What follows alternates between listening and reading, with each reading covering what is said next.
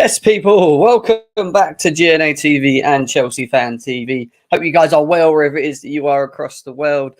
Sorry, I couldn't get a streaming yesterday for the match reaction review show to Chelsea's draw against Fulham. We are going to discuss that briefly today. We will be getting into that.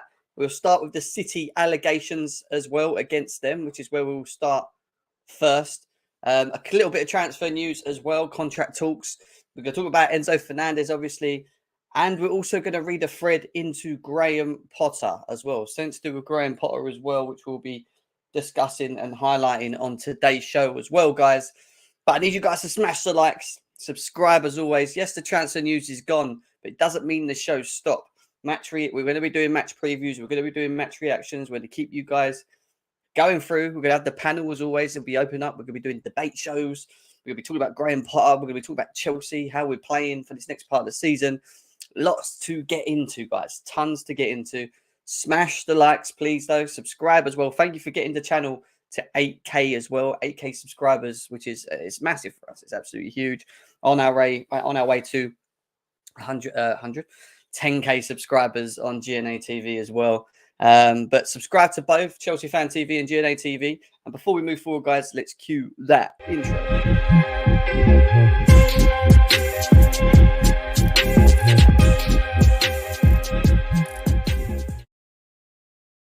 Yes, people, welcome back to GNA TV and Chelsea Fan TV. I hope you guys had a lovely weekend, even though the result on Friday wasn't the best. Obviously, a 0-0 draw against Fulham means that Fulham have managed to get 4 points out of Chelsea in their last 2 games.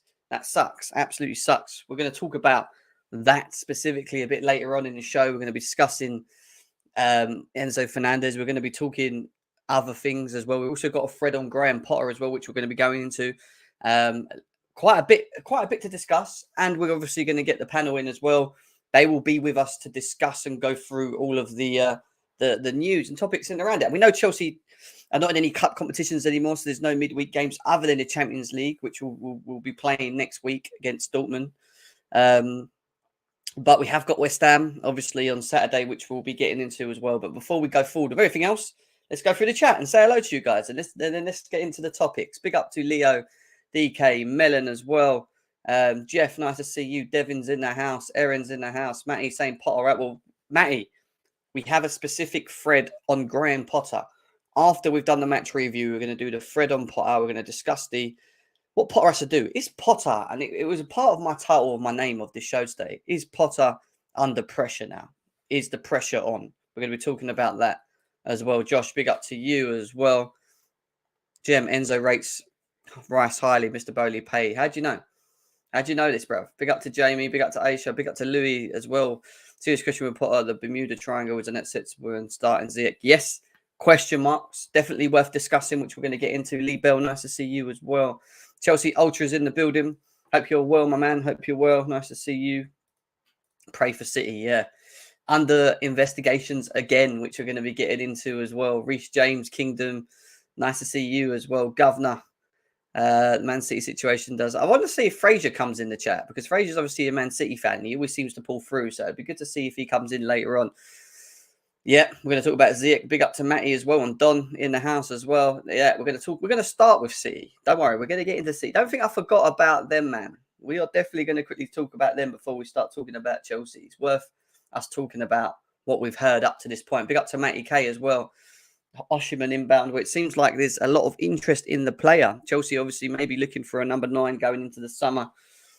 I can feel another big summer for Chelsea, guys. I can really feel another sort of big summer coming our way at Chelsea. So we'll have to see how that turns out. KB, nice to see you. Jem thoughts on Uber to LA Galaxy. We're going to get into that. That's one of the topics we're going to talk to today. Chelsea OG says Ziyech is in the UCL squad. He'll start there too.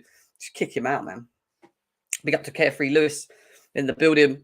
He says big up Potter in, Mount, Gallagher, Havertz out. Same old motive is what he is carrying, which is fair enough. Fair enough, you know. That's how he feels. That is how he feels. But there's a Vic in the house as well. Graywell Stinner as well. Nice to see you, my bro. I agree with what you says there as well. Matt Smith. All you guys, man. Lee Taylor's in the building. let's get into things, man, because we've got a lot to discuss. There's nearly 200 people here already. Big up to every single one of you guys that are tuned in. Make sure you continue hitting them likes, though, while I'm going through, please. And also subscribe. Subscribe to the channel, guys.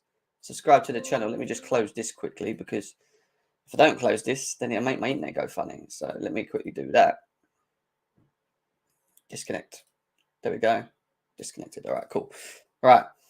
Let's get into things, right? We are going to talk Chelsea in a second, but obviously there's been some news in and around this morning that's been pretty sad news, to be honest.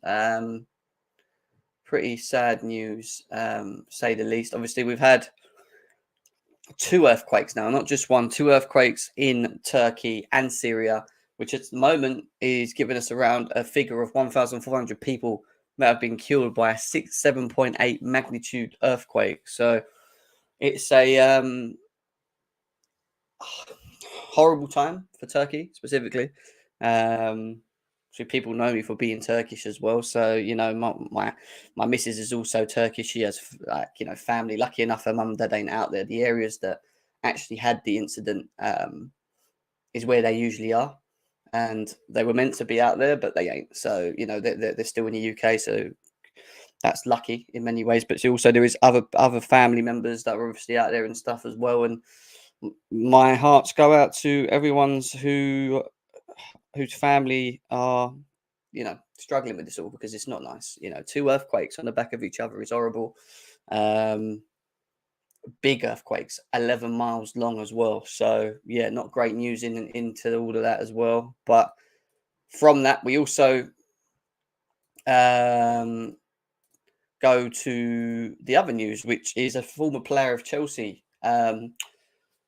Star Gazette reports Star Gazette is a big Turkish media team out there as well, over 1.3 million followers on Twitter. They've confirmed that Christian Atsu, once a Chelsea player, was left under the rubble and rescue teams are looking for him, among others.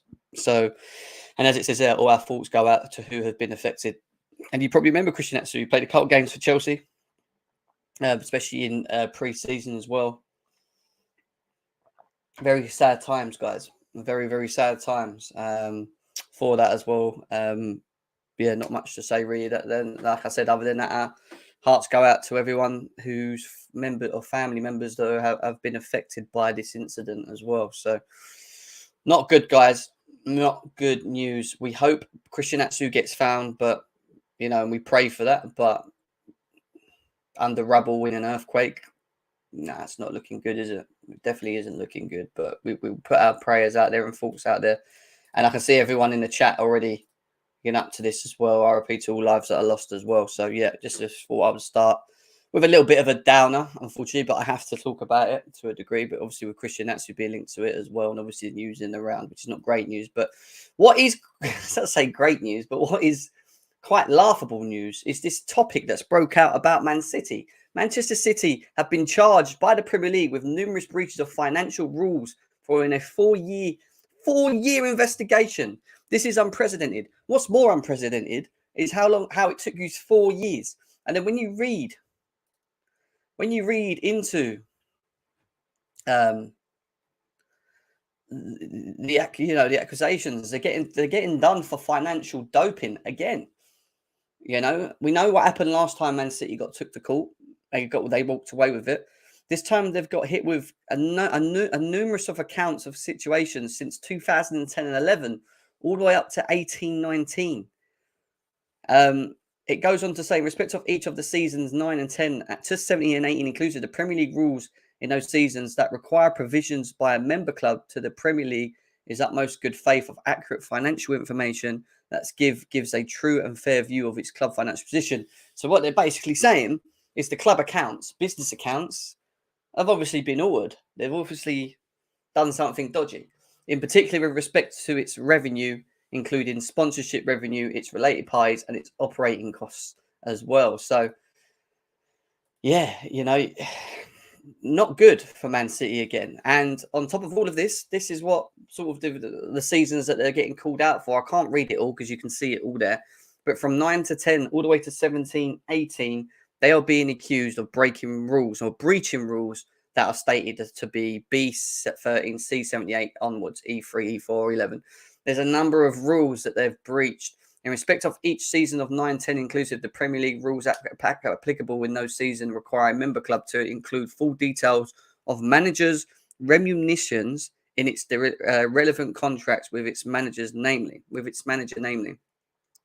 For seasons 9 and 10, 11, 12, Premier League rules Q7 and Q8, and for seasons 12, 13, each season inclusive of a. So basically, I don't know what the P7, P8s, the E3s, the C, or what Bs or whatever, but all we do know is that they've broke a number of rules. Again, Man City. And it's funny how you have Man City fans specifically creating petitions about Chelsea Football Club being looked into for FFP when you guys in yourselves have just been done or going to be done and taken to court for breaches since 2010. It took them 4 years to get to that. A range of sanctions possible, including points deduction if breaches are proved. Man City hit with more than 100 charges of breaching rules by the Premier League. Possible sanctions if found proven include point deductions or even exclusion from the league. They could get automatic relegation. They could get automatic relegation. That is mental. That is mental. That's all I'm going to say. This City team that's won 4 out of 5 Premier League trophies, that's been quite dominant in the last, you could say, for the last couple of years, 6, 7 plus years, are now under threat. You could see them in League 2. You could see them playing in League 2, man. That is mad. Big up to Steve as well. Thank you for the likes, bro, as always, man. Big up to you. Big up to Louis as well. This is just crazy news that's coming out on Man City, man. And obviously, look, you've got to bear in mind, this is going to take a long time. It's not something that's going to be thing. I'm sure they're going to try and appeal it and etc. and whatever. But it goes on to explain the charges. I don't know whether I can get this up, though. Let's have a look. I don't think I can. No. Can I? No. I can't get it up, what the charges specifically are, but I don't really care. All I know is financial doping. Goes on to say that Man City's latest says under the Premier League rules, the club will not be able to appeal any sanction to the Court of Arbitration for Sport, which overturned the UEFA ban. Interesting stuff, which means a punishment could come quicker in many ways, could literally come quicker. And to go on to what I said there about Man City as well, look at this, man. Man City could face points deduction or even relegation if they are found guilty of at least 50% of their charges. They've got over 100 charges, man. They might have to sell players. Haaland, De Bruyne, Pep has already come out, and people don't realise this. I read something earlier on. Pep Guardiola sat down with the hierarchy of Man City last year, and he said, and this obviously this must have been a topic or conversation because the investigation must have still been going on at that point. And he even told them that if what you're telling me is that we haven't done anything dodgy financially, fine, because he's representing the club, he's backing the club. But if there is any case that they have breached or broken financial rules whilst he's been manager, he's made it very clear that he's going to leave, literally just walk out the door, which means Pep Guardiola could just leave Man City, pretty much. If this all comes out to be true, he could walk out the door, which means Pep would be a free manager, and Man City would be left in even more tatters. We've got a Fabrizio Romano who's also come out with a comment on all of this as well, from the Man City side.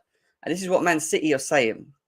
Man City FC is surprised by the issuing of these alleged breaches of the Premier League rules, particularly given the extensive engagement and vast amount of detailed material that the EPL has been provided with. Apparently, they've given them a lot up front. It goes on to say here, from what we said there, particularly given that the club welcomes the review of this matter by an independent commission to impartially consider the comprehensive body of irrefutable evidence that exists in the support of its position. As such, we look forward to this matter being put to rest once and for all. So they seem quite confident that they've worked with up to this point, and they're quite confused on the fact that they've actually supposedly breached whatever they've breached. So they're playing this whole, I don't know what we've done wrong. What are you talking about? We haven't done anything wrong. You know, we ain't done anything.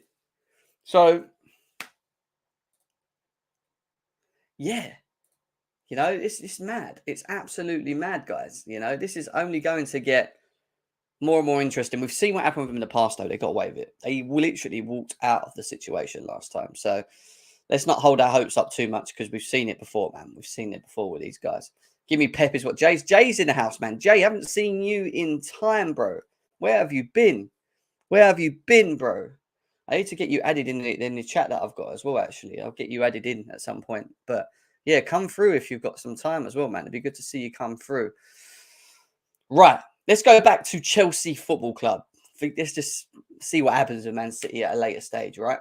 We'll keep tabs on that as we go along doing shows as well. But let's go back to Chelsea because there is stuff to talk in around Chelsea. There always is, guys.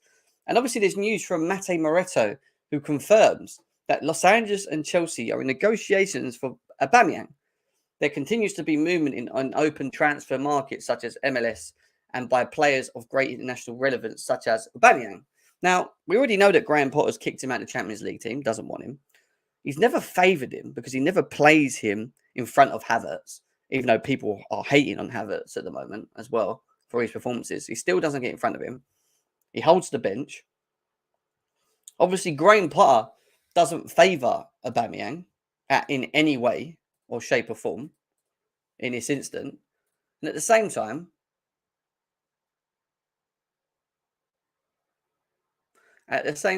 it's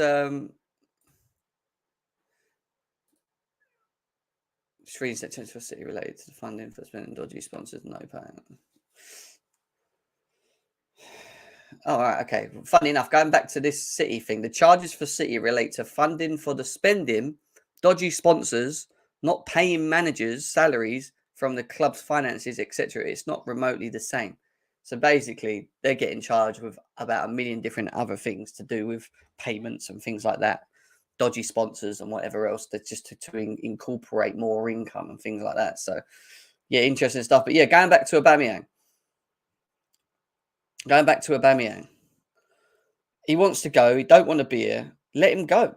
Like, there's nothing more to say. There's just nothing more to say. Matty K, big up to you. He wants to Discord. Good point. Let me see if I can find a Discord, bro. That is a good shout. We have got a Discord channel. In the meantime, guys, and I guarantee we haven't got enough likes. I just know we haven't. I know we haven't. Smash them likes, please, if you can. That'd be great. Let's try and get this over 100 likes. We are going to open up the lines as well once we've gone through everything today. There is the Discord to GNA TV. If you want to join, then more than welcome to jump in, Matty K and whatever. Big up to Jay as well, who said he will join us a bit later on. But yeah, if Aubameyang wants to go, let him go. Just let him go, man. I have no real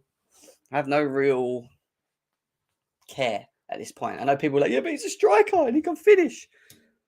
He don't play. Doesn't want to play for us. I was at the bridge standing next to the guy who was 2 yards in front of me with kids screaming his name just for a little, and he blanked him. He wasn't even interested in these kids. Like,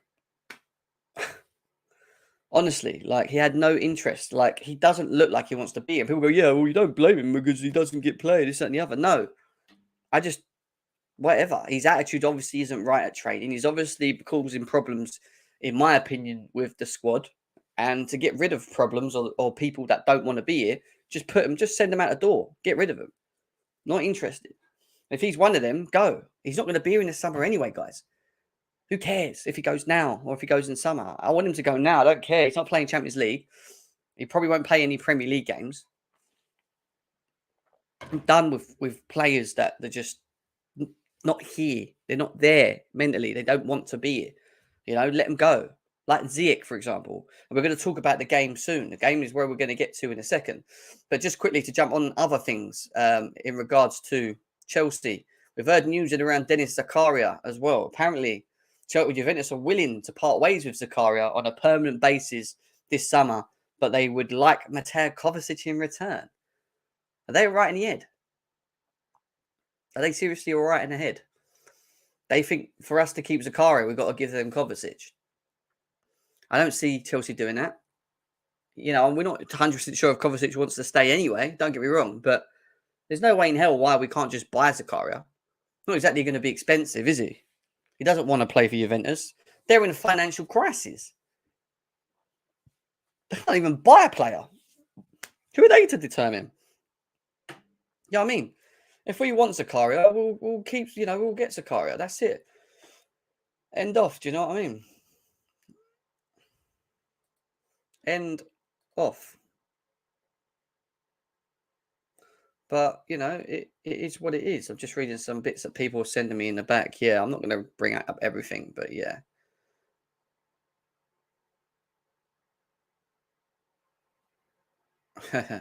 Just reading Pep's comments about if they lie to him, he's not going to be here and stuff as well. It keeps popping up. But yeah, so, if we want Zakaria, we get him. If, at the end of the day, we'll just have to see. People saying take the offer. You guys want to sell him. You guys want him to go. They can do one. I think we should keep cover for one more season. I don't see why not. Jim, what happened to Stamford Bridge atmosphere lately? It's been poor at the best. Do you know what, Lee? I prefer away games. Our away crowd is the best. Honestly, in away games, you just got pure. I'm not trying to dig out the fans over there, but you just got so much energy. Whether we're winning or losing, we're always behind them, always singing, we're always whatever. At the Bridge, it starts off well. The atmosphere is buzzing. And then 15, 20 minutes in, when we're not actually moving the ball well enough and we're going to quiet, we just the whole, it's a little bit dead. I ain't going to lie. It has gone a little bit funny recently. It's become quite annoying, but we move. Guys, over 300 people here. Big up to every single one of you guys that are tuned in at the moment. How many likes can we get, though? 100 likes is the requirement. I know Chelsea Fan TV only has 75 likes with 227 people currently tuned in at the moment. Come on, guys. We can do better than that. GNA TV, we've got 64 likes with 100 people here as well. Come on, we can do better than that, guys. No, actually, we haven't got that. We've got probably less than that. Let's have a look. 40 likes, 41 likes. Come on, guys. We should be getting over 100 on these, please, guys. Excuse my, I've been in hospital. Oh, sorry to hear that, bro. I hope you get well very soon, Chelsea Ultra. Big up to you, man. Sorry to hear that. Right. Let's move on to other news, which is Thiago Silva, because Thiago Silva, as of today, is supposedly progressing in talks for a contract extension for one more season, valid until 2024. Discussions are ongoing, waiting for the green light. Chelsea's top player, and Chelsea considered top player, leader in the dressing room. Chelsea hope to complete them, and I hope we do. Hope we can keep him as long as possible, even if it means he doesn't play as much games. But to have that influence behind, off the bench, pushing the players on, especially the young, the mentality, the mindset, to be able to learn from the best. And he is one of the best. Let's not lie. To learn from the best, like he is one of the best. Why not? Go AM's in the house. Big up to Go AM in the house. Big up to Rye Guy as well. Big up to you guys slowly all coming through as well. So yeah, give Thiago Silva that contract, man. I don't care what anyone has to say. We have got the third highest clean sheets in the league. Can you believe it? Can you believe that we're 10th? And we've got the third highest clean sheets in the Premier League. That's mad. That is mad. So we're probably losing games like 1-0 or whatever, or 2-0 or whatever. We don't get slapped. We don't get slapped other than Brighton. When we lost to Brighton, we got slapped. But yeah, give Thiago Silva what he wants, man. Give Thiago Silva what he wants. Let's move on to the game on Friday, because we haven't spoke about it as of yet, or we haven't spoke about it. One player that stood out, as I thought he would, but in more of a limited position, and something that I told you guys would be the case with Enzo Fernandez, because I had a feeling, obviously we knew he was going to play, and I had a feeling how we were going to utilise him, because we didn't have any other sixes. It was the only one, in theory, that we could utilise to hold that position. Now, how was his performance? Well, here we go. Enzo Fernandez is the first Chelsea midfielder in a single game this season to make 5+ ball recoveries, 10 tackles. 5+ ball recoveries, 10 tackles, 6 total duels, 9 and successful long ball, 6 for Chelsea in the Premier League. Only needed 90 minutes. Oh, he's going to break all records, is what we've got here. He's already in his first game done more combined than any of our other midfielders have done the whole season in one single game. And he's not even playing in his best position. This is just him, you know, in more of the deeper role, which he can do to a degree. We've seen it. I don't want to see him there all the time. I actually want to see him further up the pitch where he can use his vision to create holes and pass. He's done that in one single game, guys. He's only been here for like 2 days, and he's gone and done more than all of our midfielders already in one game. Like, I told you about this guy, guys. I'm telling you, this guy. No other player this game week in Premier League attempted or made more successful tackles than Enzo Fernandez. 6 out of 9 for Chelsea against Fulham. Seriously impressive for his first 90. I got told by some people, I mean, JP, if you're in the chat, you should be listening to these, mate. JP. First game, mate. No one made more successful tackles than Enzo Fernandez in the game. He won 6 out of 9. He broke the records for passing, tackles, interceptions, long balls. He broke all. He literally smashed it when it comes to any other Chelsea midfielder. And now he's going to smash it in terms of the Premier League. Every Premier League team midfielder that played in this week, he smashed it in most successful tackles. He is physical. I told you guys one thing about him in the tournament and the World Cup. He was top 3 in successful tackles. Him and Kovacic were top 3 out of every country that played over the course of that whole World Cup. He was top 3 for interceptions. Keep telling people about this baller, man. He is a baller. He is a baller. And the fact of the thing is, we ain't even got the best out of him yet. Like, look at this. Enzo Fernandez already equaled Chelsea's midfielders for the most successful long balls in a single Premier League game. 6 out of 7 found their target this season. He has equaled Jorginho's record of 6 out of 7 versus Palace. Give him the key. Give him the key. This is the guy, man. I'm telling you, this is my guy. Like, it's early doors. I am getting excited, but 6 out of 7 long balls completed. Us actually spraying long balls. Well, I remember one going to Mount. I remember one going to Reece James. I can't remember the other ones, but it's just his game, isn't it? Ping, ping, ping. You know, he's just the real deal. And you know what's so bad about it all? He looks so good compared to everyone else around him in the midfield that I can't wait to see him with an actual 6 in the team. Like, it would be nice to see him with a next to a 6. You know? Big up to Gallagher with a donation. He says, only Lewis tapped managers Graham Pulis would spend that much for Enzo and play him next to the cardio cousins. Gallagher, people moaning about Mount and Gallagher playing, but other than maybe Carney should have started, didn't really have many options. Like, it doesn't surprise me that Mount and Gallagher started, didn't there? You know, we're going to talk about them very soon as well. But big up for the donation as always, my brother. Thank you. He just needs... Oh, JP is in the house. Big up to JP. He says, I was impressed. He did have one bad turnover that almost led to a goal, but he looked like the real deal. Looked like? Have you just read the stats that I've just given you? He's blown every Premier League player out of Premier League player in this week in terms of interceptions, more long balls and tackles than any of our midfields the whole season. This guy has just played one game. He's not even started playing with the players. He's not even started to try and build up chemistry with these boys yet. Wait till he has a 6 next to him and he can go forward more and be in them creative pocket areas where he can pick the ball up and then he can play the balls in to whoever's in front of him, where he can be effective and be more of a creator. Yeah, he will still spread balls, yeah, with his vision, but he also has the ability to unlock defenses, the ability to be able to get the ball moved quickly. And we saw it. Look at Ziyech. He wins the tackle against one player and he plays in Ziyech quickly straight away. Yeah, we ain't doing that with Jorginho and Kovacic. Maybe Jorginho on the odd occasion, yeah, Kovacic on the odd occasion, but his mindset is how do I explain this? His mindset is built to always go like this. This is Enzo Fernandez. He looks like this, and then he uses all his the options around him, and he just picks the best option. And 9 times out of 10, he usually tends to pick the right pass. With Jorginho and Kovacic, yeah, they can do it to a degree, but they're more bet. They always want to do the easy. Oh, I just do the little side pass, and we'll wait for everyone to get up the pitch and let the team get back. Like, no, we need this. This is what I'm saying. Put someone next to the guy. Put someone next to my guy. Put someone next to him. Trust me.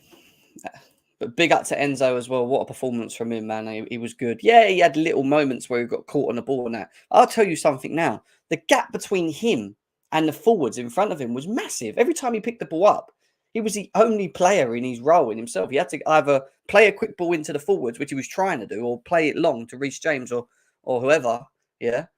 Or he had to kind of like force himself to go back. And this is where we're going to talk about Potter. Obviously, we're going to get into Graham Potter very soon as well, and we're going to talk about him as well. But overall, good performance. Don't get me wrong. Don't get me wrong. But at the same time, it's we need to see better. And when I say better, I want to talk about the overall team. And we know that we're still missing midfielders. And I'm telling you now, once we get a 6 next to Enzo, where Enzo's not being asked to just play like he has, and let's be serious, the way we set up against Fulham was more of a 4-3-3 with Mount and Gallagher as the 2-8s. The difference from a 4-3-3 to a 4-2-3-1 is so big. Is that when we play a 4-2-3-1, we have 2 6s that can kind of do both. And people think, right, like we need a DM, someone's going to hold more and better. And I agree. In a 4-2-3-1, if you had someone that was a bit more able to sit, but also very progressive, maybe like a Rice or a Lavia or someone like that, it then allows the other one to go. But what we can't do this season, and this is why I keep telling people I need to see it, we don't have that. Zakaria can sit a little bit more, but he's not really that. He still wants to go forward. Kante will eat up the grass. He's not going to sit all the time. He's going to want to go forward and intercept. Kovacic is the same. Defensively, not great. He wants to be involved with the ball, moving the ball forward. So whoever the 2 6s are next to Enzo Fernandez, whoever it is that's going to be next to Enzo Fernandez, it's going to be key to see what sort of chemistry we have between the two, because both players are going to want to go. But then it's about having the understanding of that. If you go, I stay, you go, I stay. Like, they're going to have some really good chemistry, pathological understanding to be able to balance what we're trying to do. Yeah, whilst we haven't got that DM that can just sit there comfortably, but not just sit, because I don't think Potter specifically just wants someone that can sit. I know people keep saying we need to have someone that sits. I don't think that's the case. I think we want someone that can maybe allow Enzo to go forward a bit more than the others. But for now, I think it's going to be about how we balance Enzo with whoever it is. I would like to see him with Kante once he's back. I think that'd be interesting. I also am very interested to see him with Kovacic. I know a lot of people are not, but I am. I'm very interested to see them two in an actual midfield together.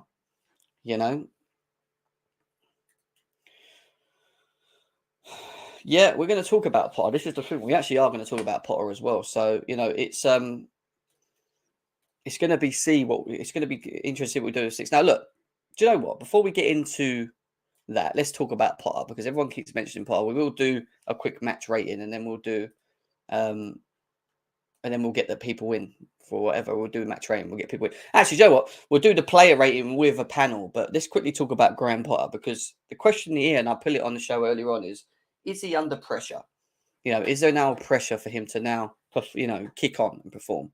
Well, big up to Josh 96. He says, look at Goldberg Suite. Enzo rates Rice highly. Okay, I'd have to check that out. Thank you for the donation, brother. I'll definitely check that out a bit later. Well, I'll tell you what. When it comes to Potter, I think he will get a free card this season. Yeah. However, Now the team's starting to slowly come back together.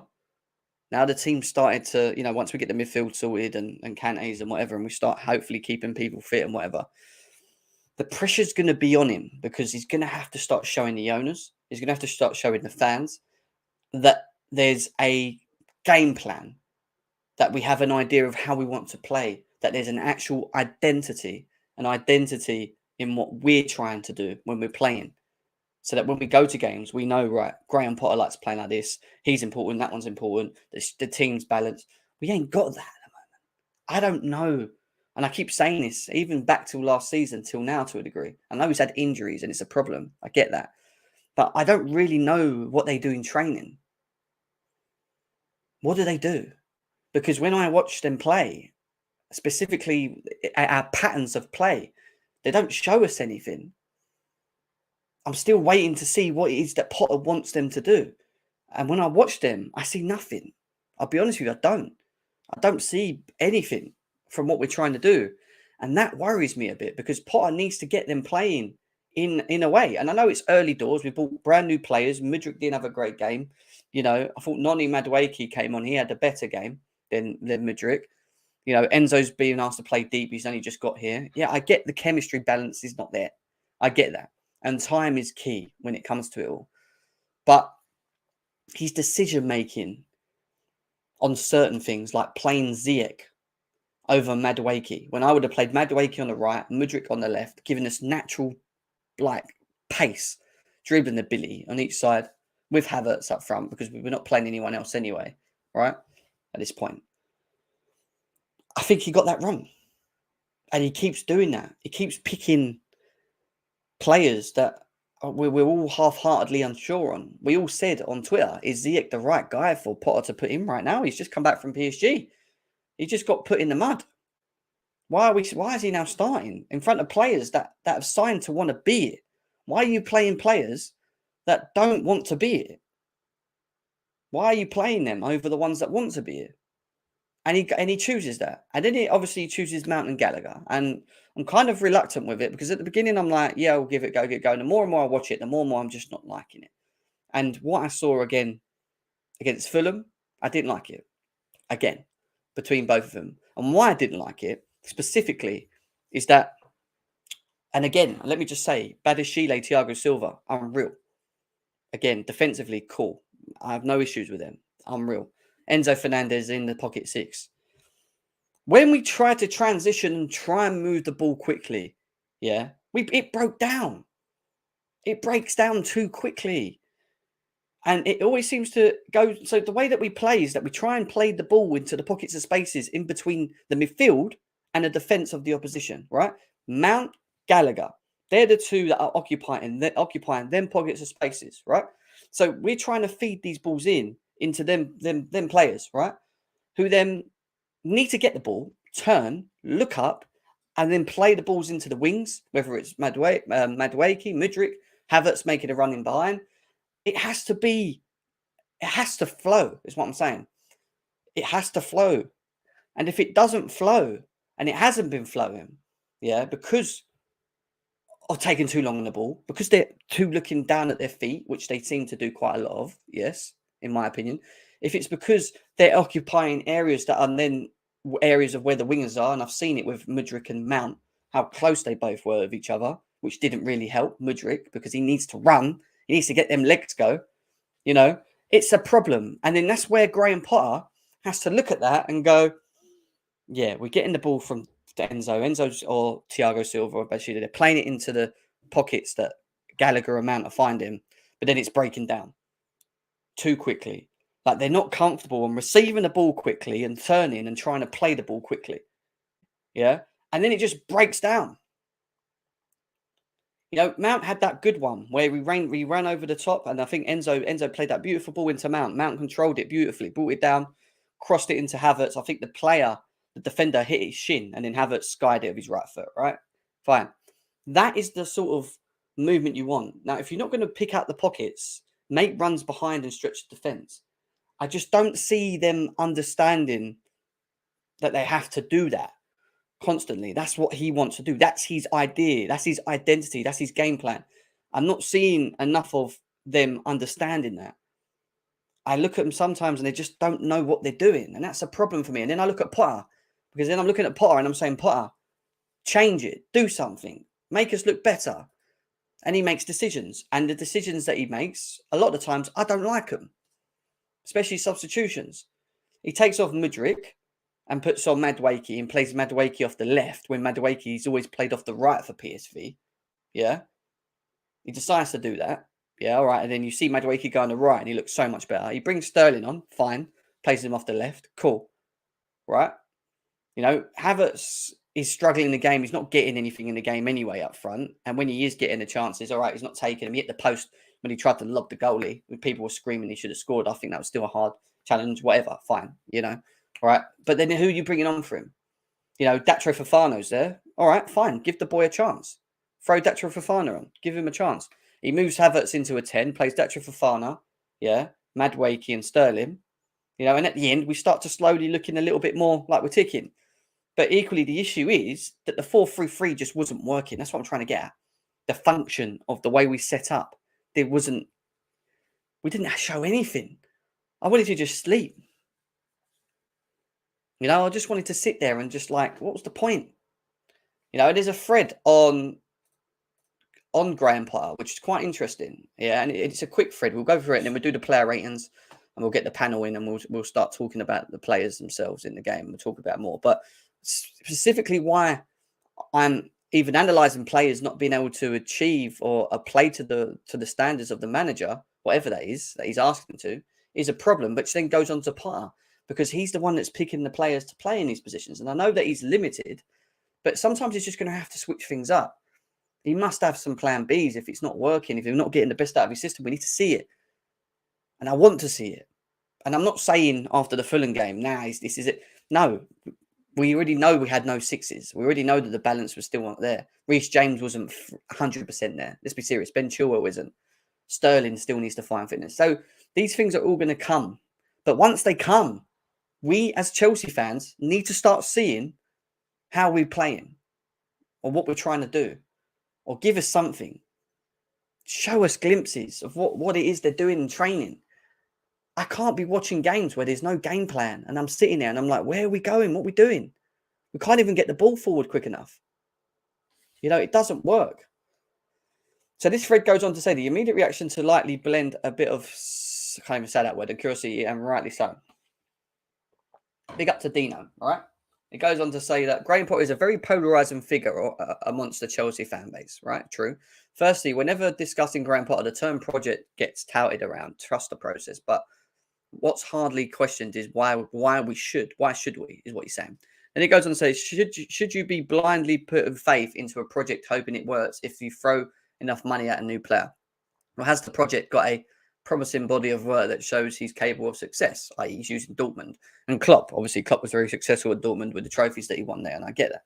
In the case of Graham Potter, he hasn't achieved the level of success with which Chelsea would desire. The furthest he could go was building a mid-table side where Chelsea are currently placed now. So they're using what he already has done up to this point prior to Chelsea. So there's no real sort of backing to what he can do. He goes to say, however, in his time at Brighton, he's built a team conducted for an expansive possession space style football, unique for a mid-table style. This should be applauded, but not excessively to the point you get a gig at top six and land a 60 million contract. Well, again, and he used the words project. Maybe the reason that Potter's been given this is because there is some longevity to this 5-year contract.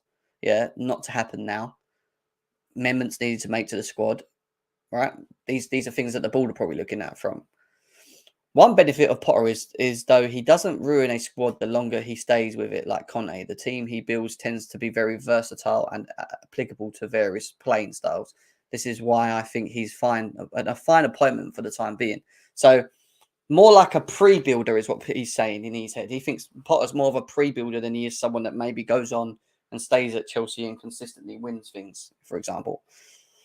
However, he's not the man to make a team reach even greater heights, as shown by De Zerbi now. The Brighton squad were very capable of achieving more, averaging now more goals per game, more possession per game, less shots conceded. Then you get the gist.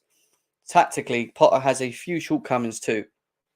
His team regularly struggle to exert dominance for pre-long periods of games like Pep, Arteta and Tuchel teams did. His teams are a bit too fluid at times, making this susceptible to... So, see, this is the thing, right? And I get what he's saying, but even under Thomas Tuchel, I watched the same sort of lack of fluid, poor runs of forms of players, same old type of losses to teams. And this is why I kind of still point the fingers at the crop, because I do think that we need to empty out. Don't get me wrong. And we're slowly doing that. We're getting there, right? We are slowly getting to a point where, especially going into the next season, with Nkunku coming in, Malo Gusto coming in, does that mean Azpilicueta then moves on? Jorginho's now left. I can see a couple more going. Ziyech, will Pulisic stay and go? Havertz, whatever, right? I still think part of that is not specifically the manager's issue. I think it's getting players to play in a certain way where they're just not maybe it, and they're inconsistent, and they can only play in one sort of way. So I still think why we're not fluid and why we're not consistent in what we're trying to do is because we're still hanging on to the old shackles that we've seen, because we are still slowly emptying. He also made his way up at Brighton by tailoring his tactics at an opponent he's played against. This is unsustainable at a club where games come every 3 days. There should be a set way for teams play and subtle tweaks from games to game. I get that, and I agree with that to a degree. He needs to find some sort of sustainability. Him himself has come out in a press conference prior to a game. I can't remember what game it was at home. He said, we want sustainability. So it's not like he doesn't realise that he hasn't got sustainability. I don't think he's stupid, Grandpa. I think it's whether he can work to it. To close up this thread, I reiterate, Potter is fine for now. The squad is a transitional phase, and the signings were made under him and are largely great. However, he's not the man for the long term. These owners will soon be looking for some return on investment and some trophies in their cabinet. And this is the thing, right? So his whole thread process there is that he's not the man he thinks long term, but he thinks he's the right manager for now in terms of building a squad, a versatile squad which has the ability to adapt and do this, that, and the other. That's fine. And I've always said this about the Potter scenario. I'm not in the category of Potter in or Potter out. I'm in the category of that I'm waiting. That's the category. Potter question mark, whatever you want to call it. Potter question mark. Because I agree with what Dino's saying to a degree at the same time. Yeah. I've also just said now that we need to start now seeing what the game plan is, what the idea is, what is the philosophy, what is it that Chelsea are trying to do in games? How are we trying to play? And then from that, are we going to sustain that level of being able to continuously play that game in, game out? They're the big pressure points when it comes to Graham Potter. Pressure points in having to see if he can do it. I'm not saying he can. I keep saying this to people. It's not that I think he can. It's not that I think he can't. I just think he needs to slowly start showing us. And when this team comes back and we start having all our players back and there's an identity there and there's, the crop there, then it's going to be down to the team having an identity in how we play. And that goes down to Potter. Potter's going to have to sustain that and put that into the team on how he wants to do things and get the best balance, creativity and fluidity out of this team. But not only on 1 or 2 games, on more of a consistent basis. So I think we're going to have to wait and see. And I still say that. I stick by this. Some people might want to say, no, he's not good enough now. Some people may still say, well, yeah, he's the man. Just give him time. Others, like me, are more just sitting here waiting to see how it plans out. I'm in between. I am in between when it comes to Pod. There's nothing really more that I can say at the moment other than that I need to start seeing patterns of play. He needs to start picking what he feels is the right team for him. Yeah. Once the players become all fit and available, he needs to start playing. But even if it means dropping some of people's favourite players, if that's what we have to do to get some sustainability and creativity, score goals. We don't score goals. We can't even create enough. We struggle to get in front of the fucking box to create. How embarrassing is that? I know Reece James is coming back, and that's an opportunity. That's going to give us an opportunity to to create through him. Enzo's there now. He's going to create more from the deep line and as a 6. Mudryk, you played him, but he was ill. But then you say he had a cold. Why the hell are you playing a player that's got a cold and then throwing him in like that? And then he doesn't see any of the ball anyway. And he didn't. All right, fine. He didn't have a good half. Other than I don't think many did in the forward line anyway. But why play a player that's just not well? Like, there's another criticism of what I mean. He didn't have to do that, did he? It's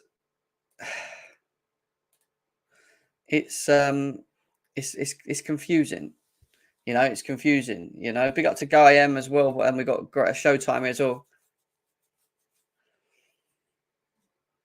No, I mean, I've already said it 400 times. If people just listen to me, to the point. I think time will be given. It's whether you like it or not. Showtime. I think time will be given to him. What I'm not saying is that I trust what he's trying to do, or I'm against what he's trying to do. What I am saying is I need to see it more now, moving forward through this part of the season, because we're going to have players fit, we're going to have players available. I want to start seeing slowly patterns of play, breaking teams down. Identity, these little things slowly have to come, even if it's not fully there, but at least we can start seeing it, because at the moment I'm not seeing it. I'm not seeing it at the moment. I'm in the wait and see bracket. You're like me, exactly like me, Couch. I'm in a wait and see bracket as well. Kazim's in the house. Big up to him as well. Nice to see him. Go and follow his channel as well. He says that he'll be gone soon. He's already made his decision that he don't think he's good enough. There's a number of people in this chat that feel the same. There's a number of people that feel that he just needs time and it will work. And then there's others like me and Couch who sit here and go, I'm not in either bracket. I just need to see. And by seeing is by seeing on the pitch. You can argue that he's not got no CV and this, that, and he hasn't done it. And he's only done it at Brighton. He's won one Swedish Cup and this, that, and the other. Yeah, I get all that. I understand all that. But, time will tell. If he can actually work with top players with egos, he's got to keep teams. He's got to keep the players happy. He's got to keep them balanced. He's got to keep them hungry. He's got to bring up sustainability. There's a lot of things, man. Guys, over 450 of you here. Big up to every single one of you guys. I know we haven't got enough likes. We've still got to do the ratings. The ratings is what we're going to do next as well. If anyone's available, they can come through. Link in chat. If anyone wants to come through, then please come through. I've put the link in there for people. Let's put the link in here as well. 430 people on this one. I wonder how many people would cry about Potter's patterns of play if we took our easy chances and actually won the last 3 games. True, Donny. That's, again, true. However, I do think that we still should be creating more. I don't think we create enough in games. I've said that for a while, that I don't think we create enough in games whatsoever. So, we've got Kazim here. We've got Couch Critic here as well. Big up to these guys as always. How are we doing? Kazim, what are you saying? Thanks for having me, bro. It's been a long time. Big up, Couch, mate. You good? Big up, man. It's been a minute, bro. It's good to see you, man. I'm good, thank you. How are you doing anyway? How are you feeling about, let's talk about the Fulham game anyway, specifically. Like, how are you feeling about Chelsea from what you're seeing at the moment? Obviously, what did you think of Enzo Fernandez on his debut as well? Give us your overall thoughts, and then also talk about Potter as well. Tell me about Potter as well. Yeah, listen, we played. Let's go back. We played Fulham away. We lost 1-0. I predicted that in my channel. I thought we were going to lose. First of all, I knew the manager. I saw him live and I spoke to him. He used to coach manage for Hull City. He's ruthless. He's a fantastic Silva, if you know what I'm on about. I think Fulham gone up. They always go down after get promoted. And this time around, Silva charged and he got the balance right between the defense and the attack. He signed the Arsenal goalkeeper. He's got a strike force of Mitrovic. You got the midfielder Barrera, ex-Man United. You got that Robertson. They got a very good squad, Jim. And I knew it was going to be a dodgy game. Listen, mate, Graham Potter, when he came in, I usually give managers time. Okay, this time around, when I looked at it, I thought actually Todd Bowley got it wrong. But when you look about it, first of all, he contradicted himself. He said, under Tuchel, he went to sign roofing players, i.e. Aubameyang. He wanted to get Rafinha. He wanted to go for the league. And all of a sudden, he switched to young players, early 20s. Okay? Yeah. And he spent 100 million each. But the guy went to got mediocre manager, bro. Is only managed Brighton, right? And I want to look at it. I said, hang on a minute. This player was 100 million each. How is he going to manage this? We need a huge profile. So it didn't work for me, right? And his style of play, his personality, his profile, his character, that is not Chelsea, bro. We're not. The issue is now, because Arteta succeeding for Arsenal, each club now, they want to follow this model. But with Chelsea, we're different, bro. We're different. We know that 4, 5 years. Are you basing it on the back of what we was under Roman, though? Do you think we should still have that same mindset as we were before? Yeah, not just that, Jim. How I look at it is, right, I don't mind you go get 100 million players. If we got the money, why not? But you got to get the right profile of manager, bro.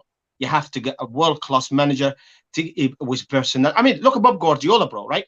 Guardiola, I mean, I know it's relevant what's happening in the City right now, but look, he's got a best left back on the league, in the planet Earth, Cancelo, bro.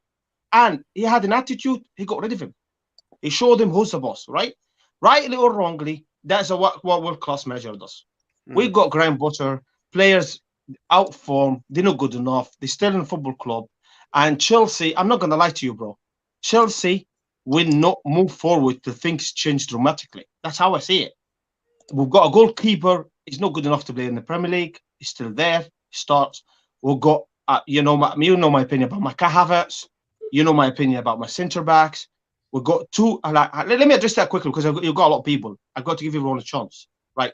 Listen, I'm not looking at it this year because actually before the Premier League start this season, I called the season out. If you watch my channel, say Chelsea will not finish top 4. I'm not calling it now. I called it before August, right? Now I'm looking next August, right? You cannot go with Van Chilwell and Reece James as the main man because these two injury prone, right?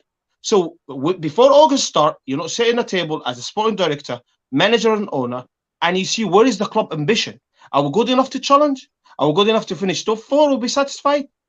And that's what we need to do, bro. Right now, Graham Potter is out. I don't think it's good enough because the players we're buying is a huge profiles, man, and a huge name. Thanks. That's what I want to say. What do you think of Enzo Fernandez as well? I didn't get to ask you. It's relevant. Enzo Fernandez is a baller. He's a young man. He's a World Cup winner. He's got the winning mentality. But you've got to get the right manager and right profile next to him, Jim. Otherwise, we'll be going around circle, bro. Yeah. No, I hear you. I do hear what you're saying, man.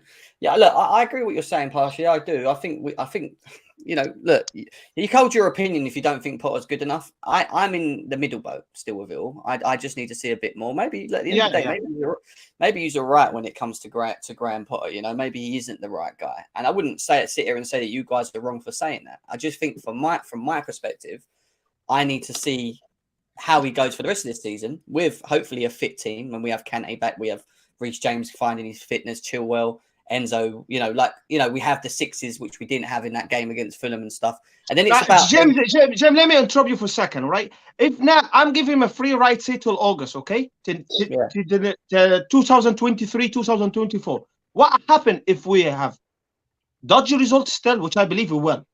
Is far from over.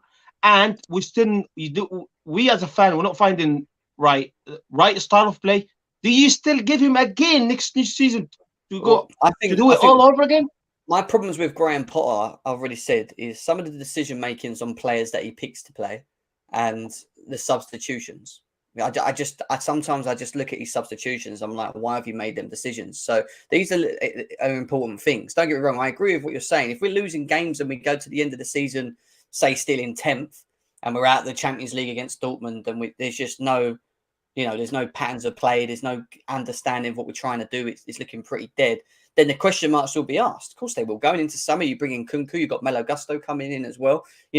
I keep saying this. The better the squad gets, the more pressure there is on the manager. Because now he has to then get them to tick. He has to find a way to make it work. Can he deal with the bigger egos? Can he deal with the fact that he's now got better players around him? Can he find the right chemistries rather than just play players because of their names? for example. Yeah, like these are things that are question marks for me still, and that's why I say I need to see how he's going to move moving forward, especially for the end of the season. So let's just see what happens, Kaz. But Couch, what you got to say, my man? Fulham's game, boring draw. Graham Potter not maybe making the right decisions in terms of team lineup. What's your thoughts? Yeah, I mean, all of that and more, right? It was a difficult watch, but not unexpected when you consider the amount of new players that were in the side. There's an unfamiliarity, right? A lot of guys coming back from injury. There's no cohesion, there's no chemistry, there's no synergy on the pitch. And that starts for me in the middle of the pitch. Like Enzo came in and was really, really good, but he doesn't even understand the tendencies of the players on the pitch with him. We thrusted him right in there and asked him to control a game. Then he doesn't even know the players. He doesn't understand the tendencies of the players on the pitch. So that was a big problem, like just not understanding. Some people want to, run in behind. Some people want ball to feet, all that stuff. So, yeah, I thought that Graham Potter wasn't very good at assessing the balance of the squad. Like obviously the injuries were a factor. He plays Mudryk. Mudryk's sick. Like, what's wrong? What happened to Carney? Is Carney is he just forgotten now? Like, he can't play anymore? Like, it makes no sense to me. Like, don't play people that are not feeling well, and then also thrusting them in with a bunch of guys that have just come back from injury and a bunch of new players. We had no chemistry on the pitch today. So I'm in agreement with most of the people that have said here that like that was just a poorly assessed game from the manager. But with that said, I'm still not of the idea that it's Potter out, because again, we have a huge squad right now. We've had no training camp with the manager and whatnot. We just basically have had a start-stop season with the Queen died, went back and played a bunch of games, won a few of them, drew a few of them. Then we went into the World Cup, came back, and now, it's just been a stutter start season. It's going to be very hard to assess what he's doing right now based on the fact that we haven't seen a consistent run. It's just breaking up too much, the season. So I'm willing to see what happens when we get the full squad back and he can actually identify who he wants to be his starting 11 as, and then see what he does with that preferred group. Because right now, I think Chelsea have had like the most inconsistent lineup in the Premier League. Just like people coming in, people going out, people coming in, people going out. Some of that is down to Graham Potter, but a lot of that is still down to, the fact that we just haven't had a healthy squad. So I can't really evaluate what I've seen so far. If I was going to, I would say that he's been poor. Like I just can't. The results has not been there. I haven't seen any sort of pattern to play. I haven't seen anything that resembles any sort of like continuity. Like you go in one week with one tactic, the next week is a completely different tactic. I don't know. It's very hard to. We've got the third highest clean sheets in the Premier League. Yeah, absolutely. That is a factor. That is something that you can hang his hat on. We haven't been conceding a lot of goals, not a whole lot of high danger opportunities coming. But at the same time, he's supposed to be a progressive manager, a guy that understands patterns of plays and gets teams to play forward-thinking football. And we're just not seeing that. Like there's we looked completely in disarray in the final third. Like there's absolutely nothing that looks like guys understand what they're supposed to be doing on the pitch, and I'm like I said, I'm still in the camp that we have to wait and see what happens when we get the full squad together. But at the same time, this guy has to pattern up and show that he can actually run a team, run a team of big players, because whether or not you think Mudryk and, Enzo and Felix are big players, like world-class players, the price that we paid for them right now puts them on that level. They have that ego about them now, rightly or wrongly. So he has to be able to manage those egos, because first of all, it's not going to be about like, it's not going to be about whether or not they can adjust to him. It's whether or not he can build a system around them. That's what it's about. It's not about him like trying to find. That's my biggest question. And it's like style of play, game plan, like seeing patterns of play. I just don't see like the Fulham game. I know again we didn't have no sixes and fine. I still think we're quite unbalanced, especially like having Reece James back in the team who hasn't kicked ball for a while, stuff like that. Like I need to see more like in how we play, and we don't offer anything trying to break teams down, Quickly, no one says with the super chat, no training camp. It's been camp of 20 matches, bro, is what he said there. Well, I mean, if that's the truth, then what we're seeing is what we're getting. Then we still haven't identified a style of play. If it's 20 matches of training camp, then the results are just justified. Then I'm looking for You need to go into the season and really work on your style of football with the squad that you want to work with. No other team in the Premier League has had the amount of injuries we had and the amount of different lineups that we've had. You have to settle your starting 11 and then your bench and give them a role within the squad. So like guys that are coming in from the bench know when they're coming into the game, have a game plan in their mind, what they need to do when they get on the pitch. It's why I thought that Carney should have been playing more, because like for the last, I don't know, 2-3 weeks or whatever, he was coming off the bench consistently and giving us good energy. And then all of a sudden he's just not in the squad at all. You know, it just doesn't make any sense to me. Truly. I hear you. Don, what are we saying, man? What are we saying? Yeah, man, literally everything that Couch just said there, I agree with 100%. For me, with Potter, I defended him before when we had a lot more injuries a bit early on in the season. I could see exactly why he was making the decisions that he was making. But look, as of this half of the season, especially with Fulham on Friday, the decision making was poor. To play both Gallagher and Mount is just unbelievable, man. I don't understand what he's seen from them on the training. Like during training, I don't know what he's seen from them during the match. I'm sure Potter's giving them instructions and they just don't know how to implement these instructions because they're not at that level. Gallagher, you know, look, he's just not at the level. We know this. We've had multiple conversations about him. Mason, I've said it before, we need to drop this guy and protect him because he's just not going to play through this bad form. He needs to be dropped. He needs to be protected. Play Carney because at least he's shown something when he's actually been on. Shown a bit of energy, you know, against City, he hit the post. He's someone that's going to be there in the future. Whether we loan him out in the future is yet to see, but at least he's someone that's going to be in the plans for the future. So for me, all Potter's doing at the moment, right, is proving every doubter, every single person that was skeptical about us bringing him in, he's proving them right at the moment because he's making decisions that are just wrong, incorrect decisions. I'm not saying I'm a manager, I'm a football manager, I'm a coach. I know what I'm saying here, but it's clear for everyone to see that Mason Mount is not playing at the level that we've seen him play at. It's clear to see Gallagher is not good enough for Chelsea. These things are clear to see. And I think when we play and Havertz as well, don't get me, this Havertz guy, like I've said, he's not a 9 for me. And he doesn't get into our midfield when Felix is there because Felix in the future, I think he'll stay and he'll play in that 10. Havertz just does not have the attributes to play in that 10 role. He's got no awareness. On the ball, he's poor. He's sloppy. He's not physical. He's just not good enough, like I said, to even be starting for Chelsea. Maybe off the bench, he can do a job, you know, last 9 minutes against a West Ham or a Bournemouth when we're 5-0 up already. But when we're looking at these sort of games, he's just not the type of player that we need. So for me, I can't defend the decisions that Potter's making because there are other options available to him. Loftus-Cheek, I understand, he's just got back from injury. Cool. You might not trust him to start the game. Cool. I understand that.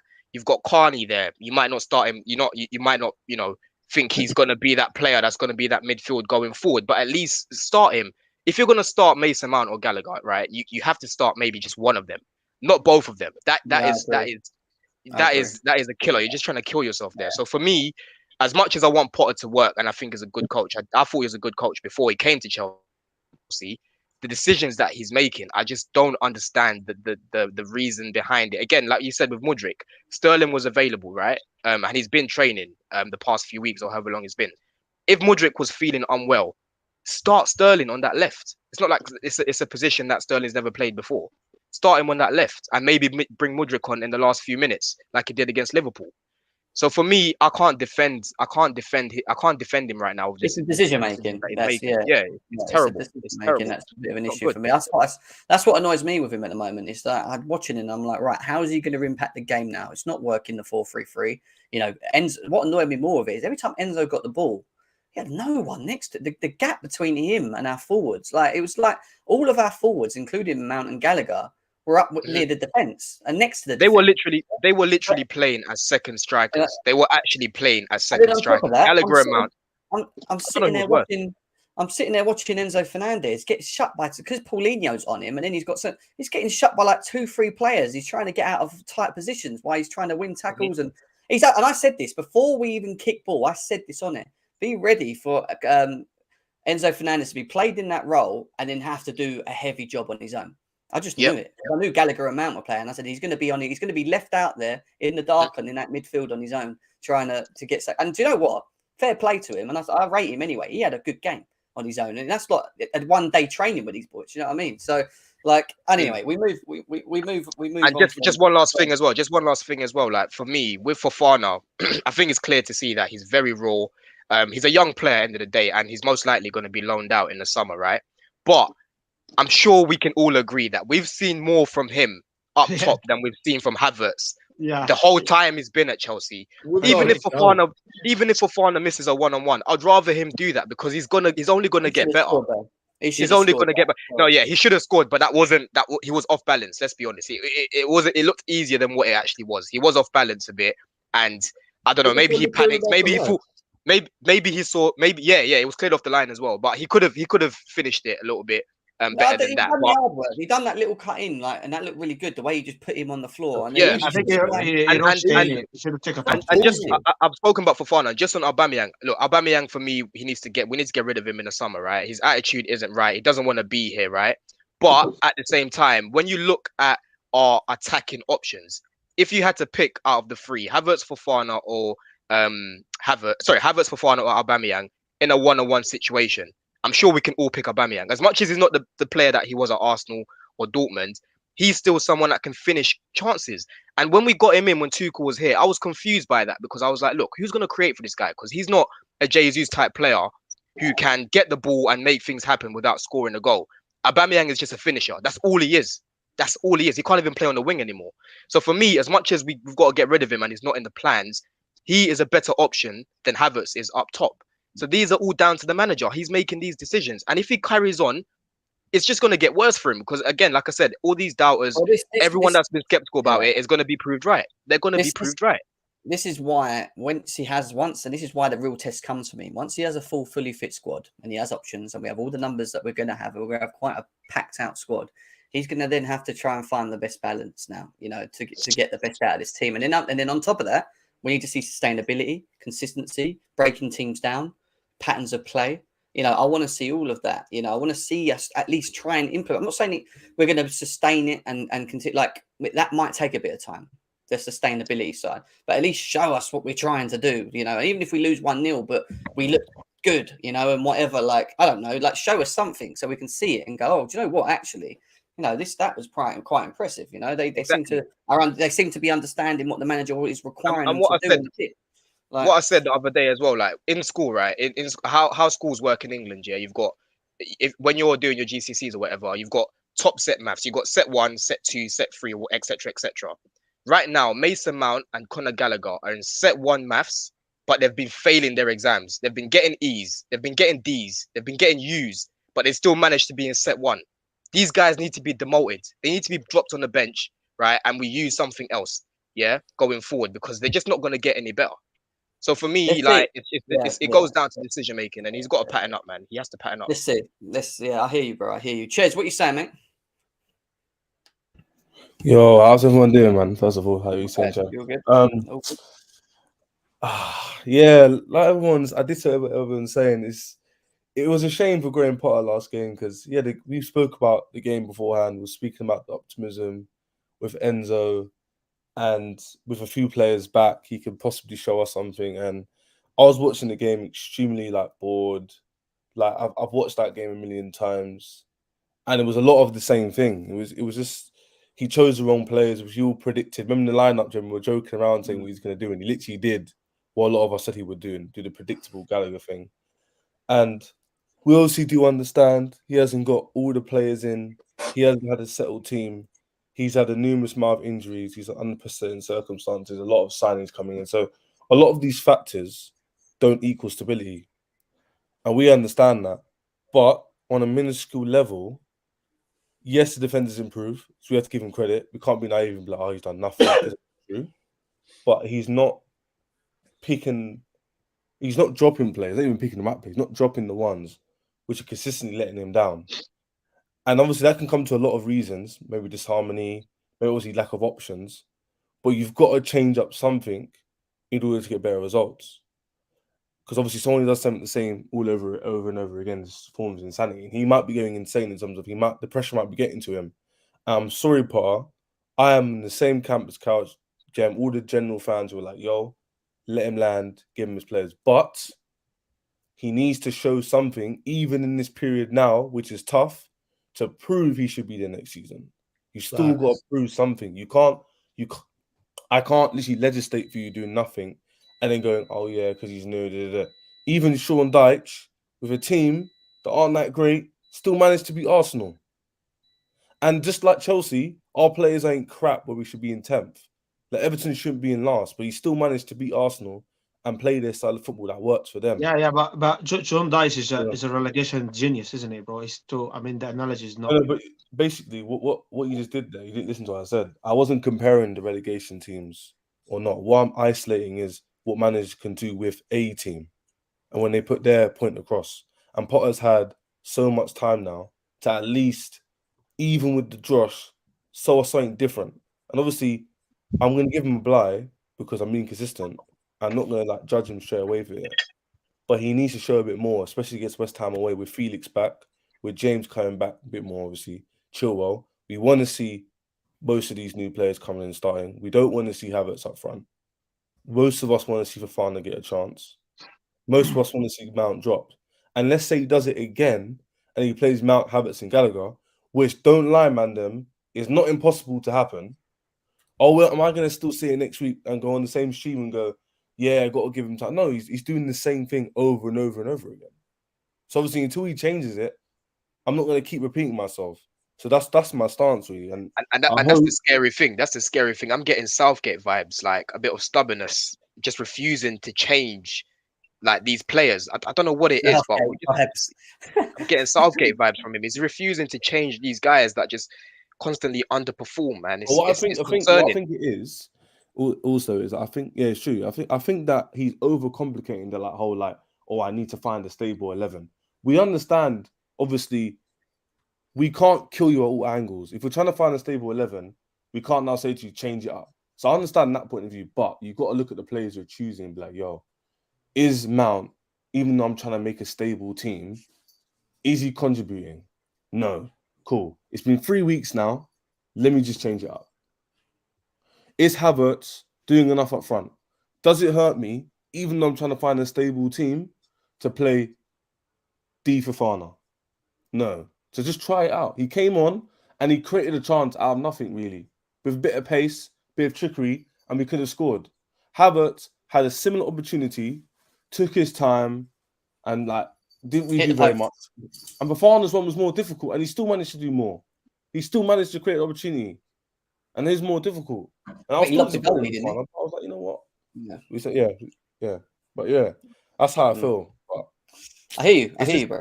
It's just like, people who last point, sorry, Jam, I know to do them, but if people are like Potter in, Potter out, like I was speaking to Matty and thing Surf the other week, and I hear what they're saying about Potter's not this, Potter's not that. And Eunice on his channel yesterday, if you guys watched it, was like, does stability really work nowadays in football? So I understand that you don't have to back someone just because to back them, innit? Like just for the sake of backing them. But we do need some sort of stability, even for the next like few months with our new players coming in. Like we just need it. Like even if Potter doesn't work out, I don't know yet.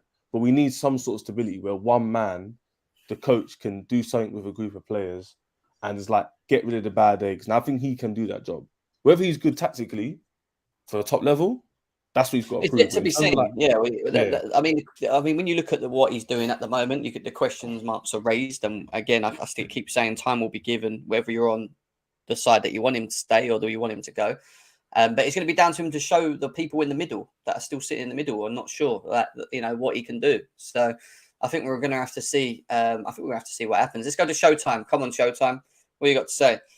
Well, can you hear me? Good morning, all of you lads, all of my people, all my Chelsea lovers. Hope all is well. Look, I think some people say give him time. Some people say out now. For me, it's more so prove yourself, man. It's about time you prove yourself, prove your worth. All this money that we spent, people talk about the money, but it's not given, it's not given any results. We're still in 10th. I mean, look, with Harry Potter here, he like I say this all the time, he's not waving his magic wand. It's not giving us nothing. He's not giving what we want. You see, this time last season when Tuchel was here, we had a song already singing Tuchel's name. He was already proving himself that he's a top tier manager. Right now, Harry Potter's not putting anything out there for us to be like we fully want to back him. Some people say give him time, but do they really mean that deep down inside? I think it's too big of a club for him. I think he should have waited his time. I think we rushed the situation, but he's here now, and we can't do nothing about it. The guy that watched the game in the suites in the box, the guy that spent all this money, Todd Bowley, he was there frustrated too. You saw it in his face. He couldn't even sit comfortably in his high seat. So something has to give, and it has to be either Gary Potter or Harry Potter can do it or not. But for me, I'm not gonna be here bashing him. I know he's a small boy. He's been a small boy. He's never won anything, and that's facts. That's just what it is. And I don't think he was brought here to win anything. I just think he was brought here for the longevity of having a coach here for 2-3 years. He's a head coach, not a manager. That's it. He's a yes man. He's a yes sir, yes sir, yes sir every time. All he tells you to do this, yes sir. I'll do it right now, master. I'll do it. Do it. You know what's really been annoying me as well? What I've been seeing from a few Chelsea fans is, oh yeah, Potter, he takes a long time to implement something. He's a slow burner.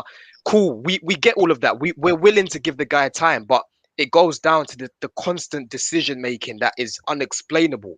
That is what we're complaining about. It's the decision making, not about not giving him time. I'm not Potter out, Potter in, none of that.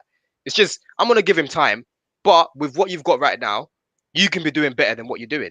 It's as simple as that. True, and like that comment said, us fans were spoiled by Abramovich. I'm young, so I know Abramovich Chelsea. I don't know 1800s Chelsea. I know Abramovich Chelsea, and I'm spoiled. I'm happy to say I'm spoiled by Abramovich. Thank you. But at the end of the day, we are in a new era. So things are going to change either for the worse or for the better, hopefully for the better. And look, I said this 2 seasons ago. Mason Mount, he has reached his best potential. He's not going to get any better. This is the best of Mount that we saw under his daddy Lampard, and he's not getting any better. It's like, obviously, he got in your guys' face, and people still want to back him. Like, what is he producing for us being a road runner? He just runs, man. And then once he gets upset, he does senseless fouls that doesn't make any sense. I think we got the road runner now in Gallagher who can take his place. And I think Mount needs a hard reset sooner rather than later. He's going to crash down. All right, there you go. Mount, as usual. I knew you was going to say something about Mount. You always do. So I mean, Jem, it's about time. I haven't said anything in a long time about him. Now, come on, bro. You have to say something too now. He's not giving anything to you. He's not in form, 100%. I agree. He's actually annoying me with his form at the moment. That's what I would say. When was the last time he'd been in form? He hasn't been in form this. I don't think he's had a good season. I've said this for a long time. I still think that he's not going anywhere though. So we can cry about it as much as we all want on social media about him. He's not going anywhere. He's gonna. I've already said what I feel about. He turned down 2 contract offers. He didn't turn down 2 contract extension offers. I think apparently he wants 240K a week. Right, that's what they're telling us. Yeah? So, yeah, exactly. So, and they've obviously done what Couch has done. Yeah, which is, well, you're not showing us on the pitch, are you? What you're doing. So, so obviously the delay is Mount needs to find form. I do think that they look at him quite highly still. I think that the club do, in my opinion. However, I think we could all sit here and say that he's just not there at the moment, and maybe an accumulation of playing too many games, starting games he shouldn't be, could be the issue. Yeah, 100%. But I ain't gonna get into a Mount discussion. I do it every blooming stream. I can't be asked. I'm gonna go. Let's go to Grey Wall Stinner. What are you saying, Grey Wall Stinner? I believe in Potter, long term definitely. But he's got to start winning games and making right decisions. I'll go at him. Well, yeah. What else? Yeah, losing to Dortmund would be inexcusable. I'd be Paul out if that happens. Also, I want to say with these recent fixtures before West Ham, we've had a lot of injuries, and Potter's been almost forced into these lineups, so he hasn't really had a lot of flexibility. But now there's not really any excuses because all the new players are coming in.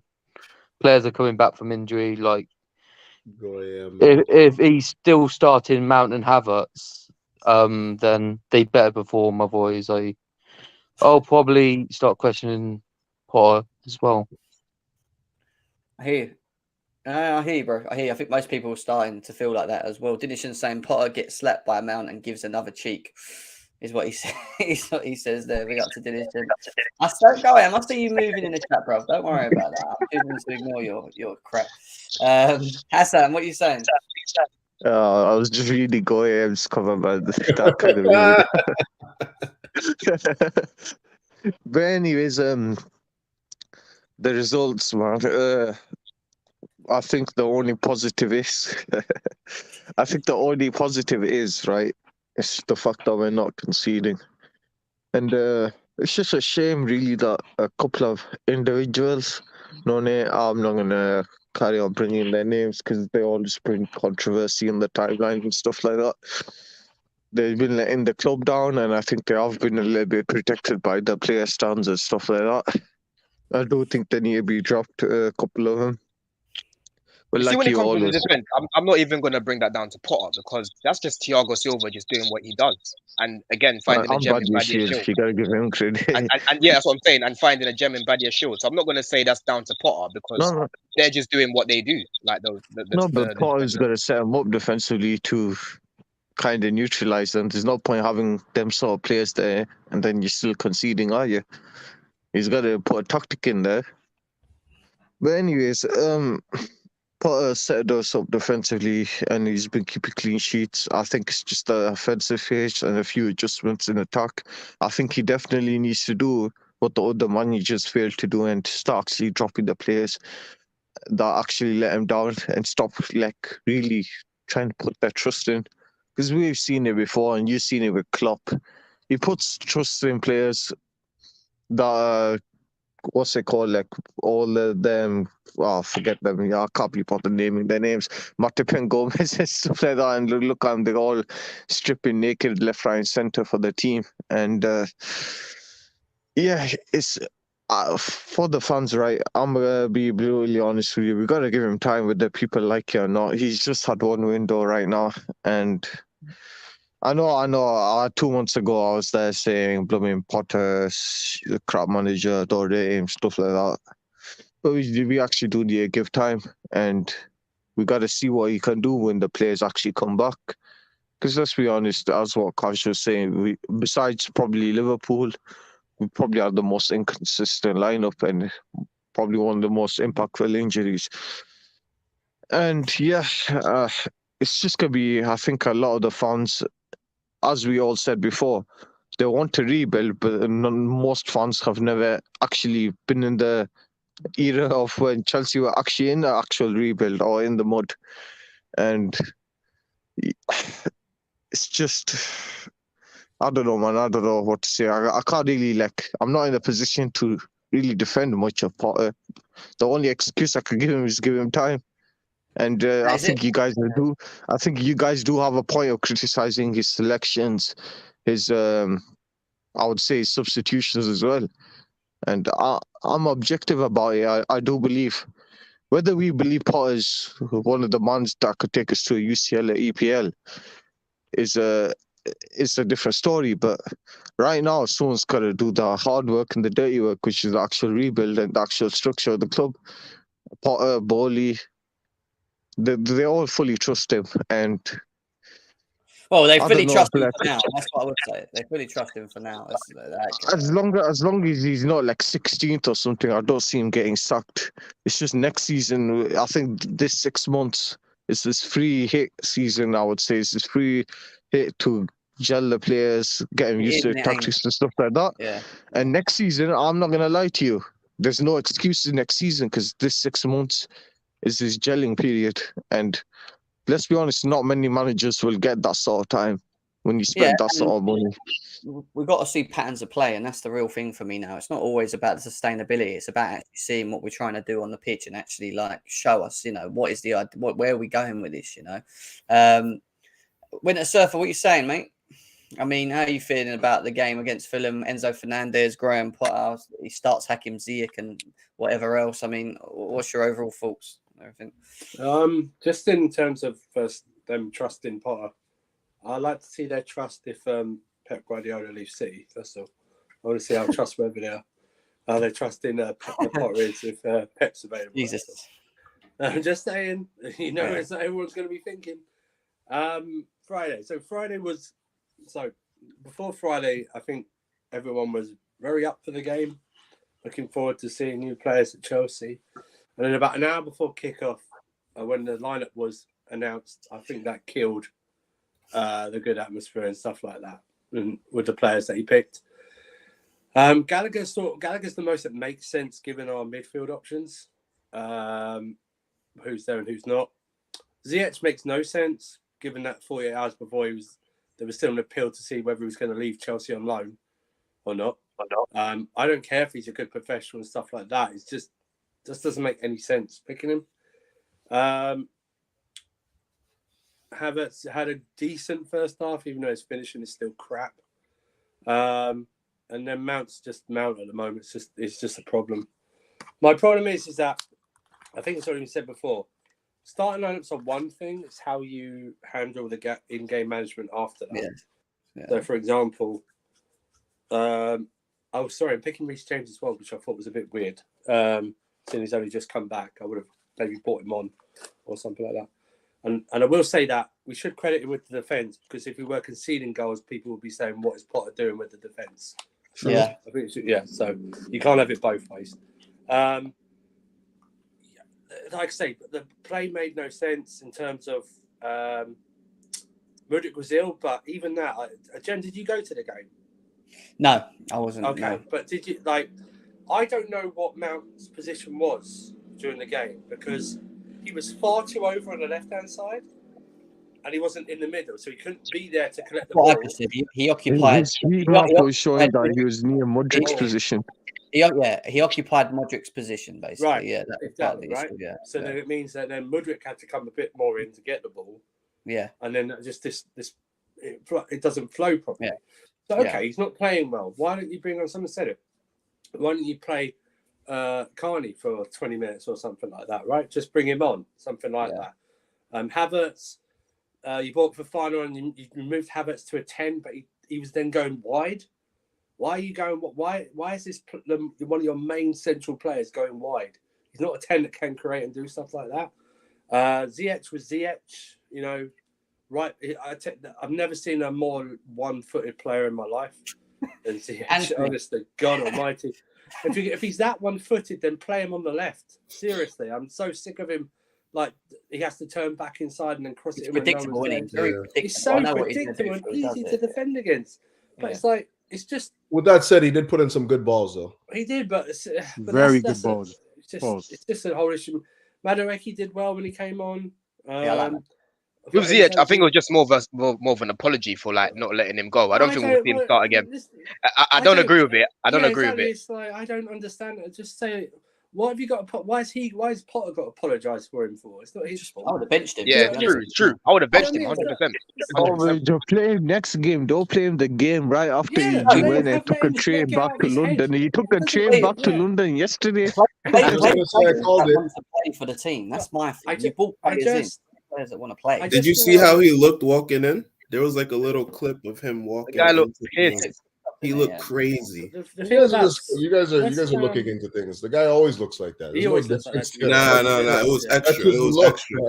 No, he does. He does always look like that. He looks like a miserable prick. Yeah, that's what he looks like. He does look serious. He pulls that serious face all the time, man. But the issue is West Ham's coming up, right?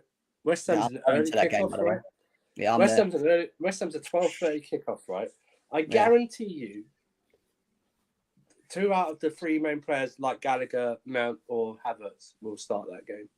I guarantee you. Even with Havertz will start. I'll be honest with you. I think Havertz and Gallagher will start. Yeah. Whether Mount will, I'm not 100% sure. You might put him out wide and replace Ziyech. We don't know. But that's the problem. It's like, listen, how many games do you give a player to get back into whatever you think form is?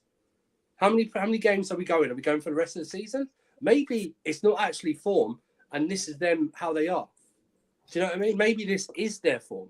We were always told during this transfer window, "Oh, give Havertz a mount, surround them with better players, and their levels may go up." I'm worried we get new players in. Those new players' level will go to their shitness levels. That's what I'm worried about. I'm worried about that. I'm worried about the opposite effect. That made me laugh at it. Well, I'm just saying it's true, right? It's true. I mean, you saw Enzo on the game. I know he said the word "puta" several times in that midfield when someone didn't get the ball. I don't think he's calling them that, but he said it loads of times. You could see his frustration after 35 minutes of playing. Yeah, a lot of times he was pointing like that, as if to say, "Like, come here, what are you doing? You're leaving me." Like, do you remember Jorginho? Remember Jorginho used to do that, but he got criticised for it. Do you remember that, Jim?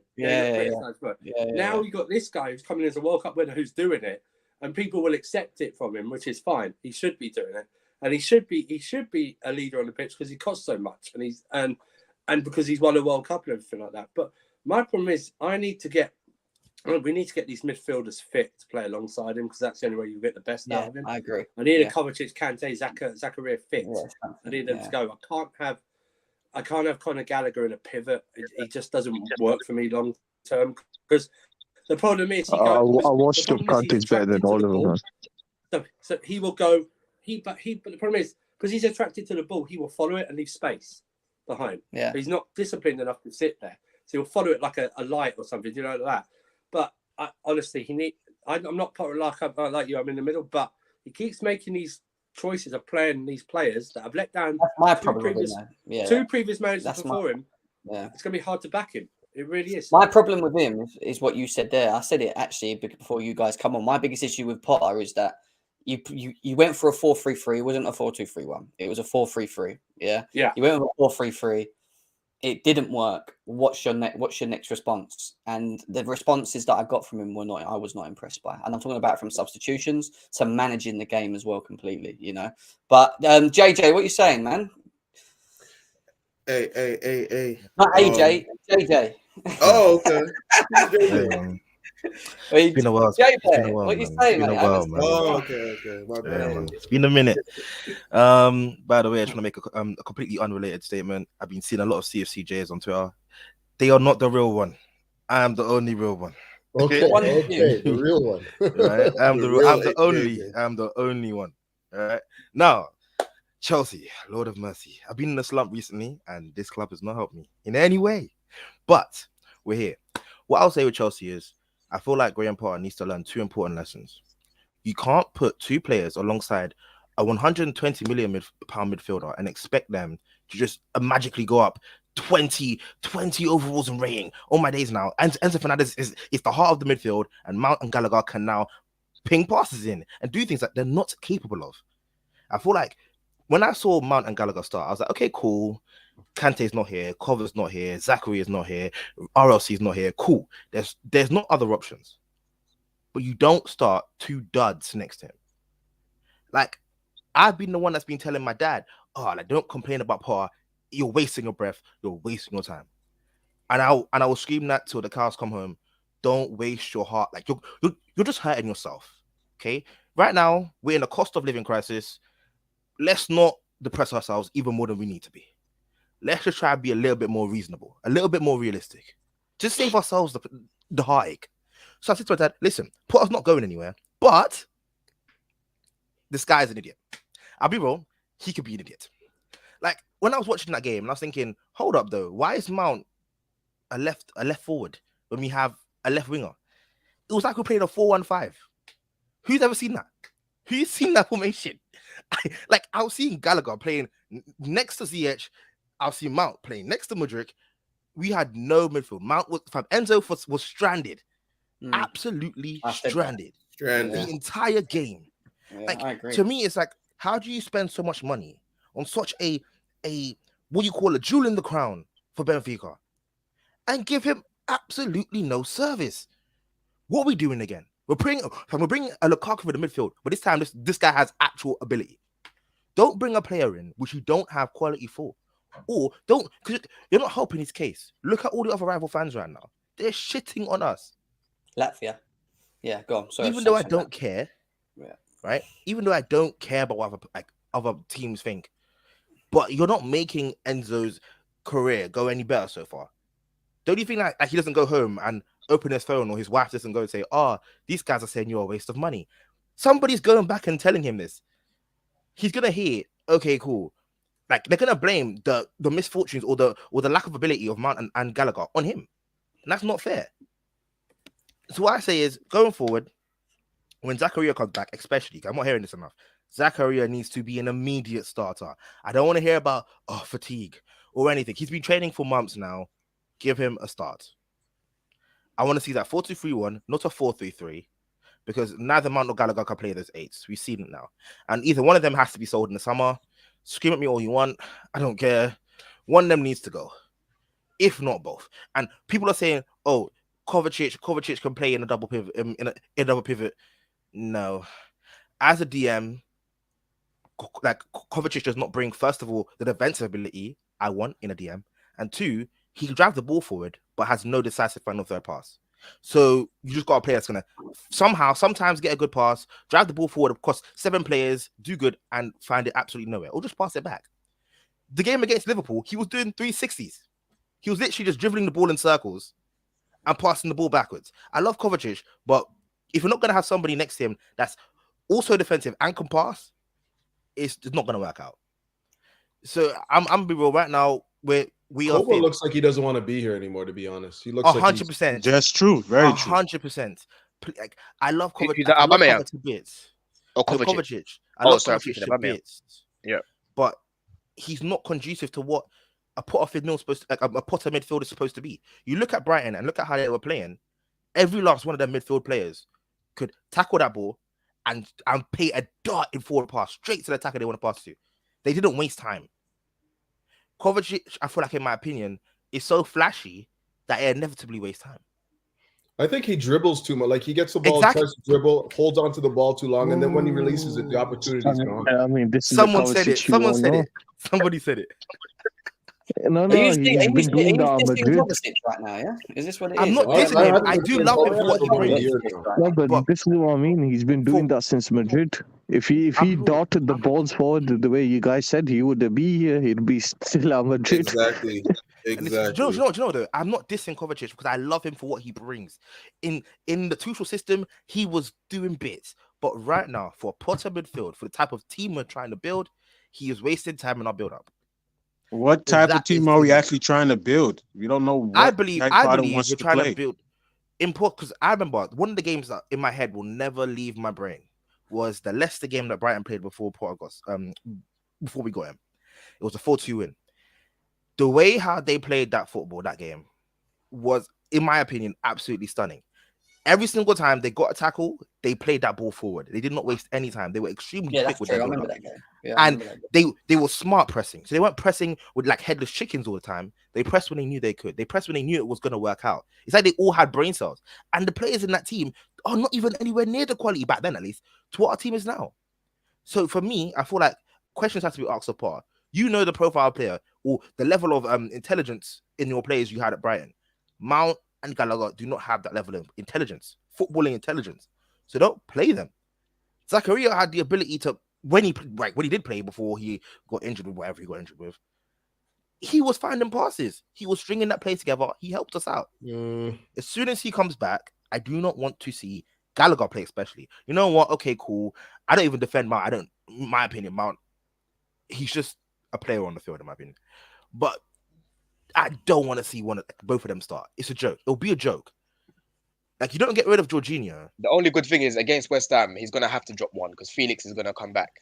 And Graham Potter, if you dare not play Felix from the beginning, I'm gonna lose my shit, Jem. He has to play. He literally has to. That loan is burning a hole in our pocket right now, man. He's gonna have to. He disguised. He's also got Sterling as well, yeah. Just not forget that. And he did him. I wouldn't be surprised. In the next game, and you guys, I know I'll be the first person in this stream with my head burning if this happens. We're going back to a 4-2-3-1 next game. I hope you guys want to. We should do. That is our formation, right? And in those cam positions, if I don't see both Noni Madueke and Felix start, and somehow he finds a way to push both of Mount and Gallagher in the 10 positions, I'm gonna lose my shit.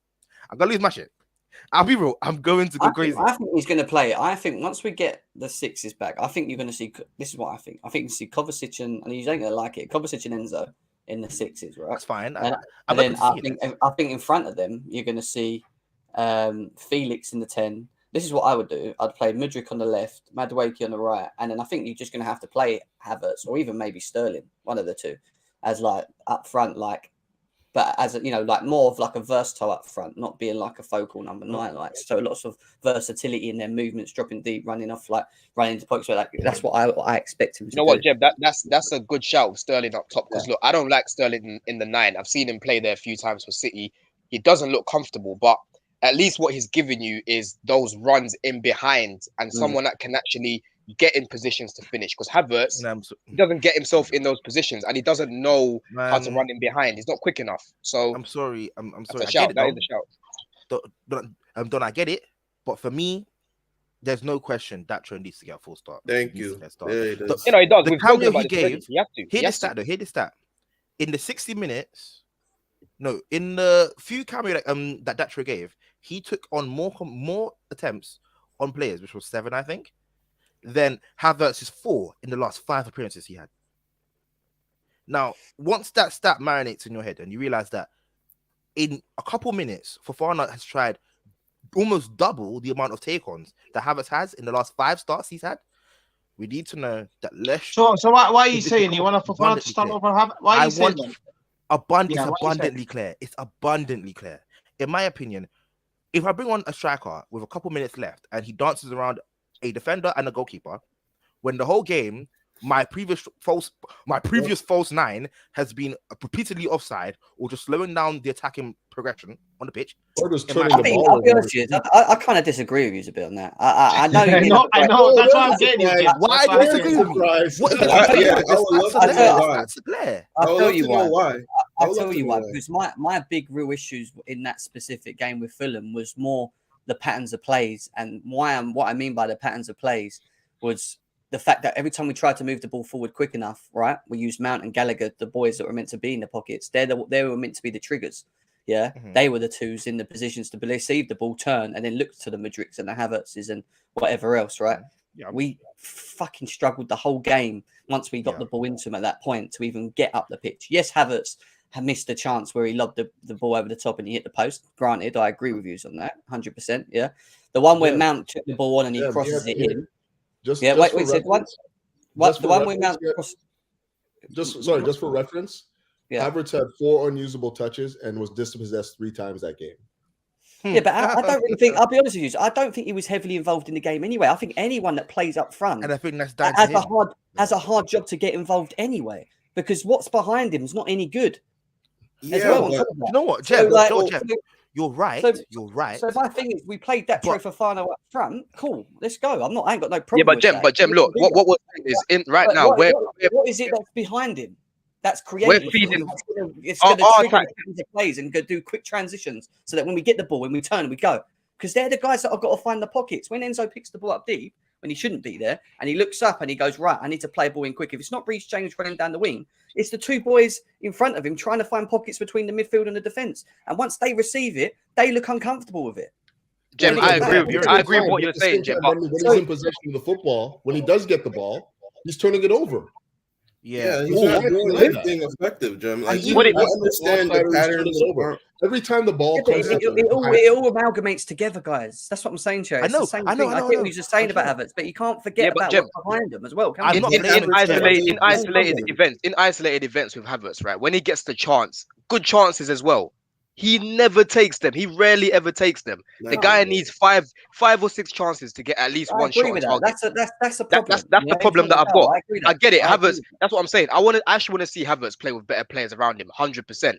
But what we're saying is, right now, the situation that we're in, right now, the best option up there is the person that has shown a lot more than what he has with scraps behind him, with rubbish behind him.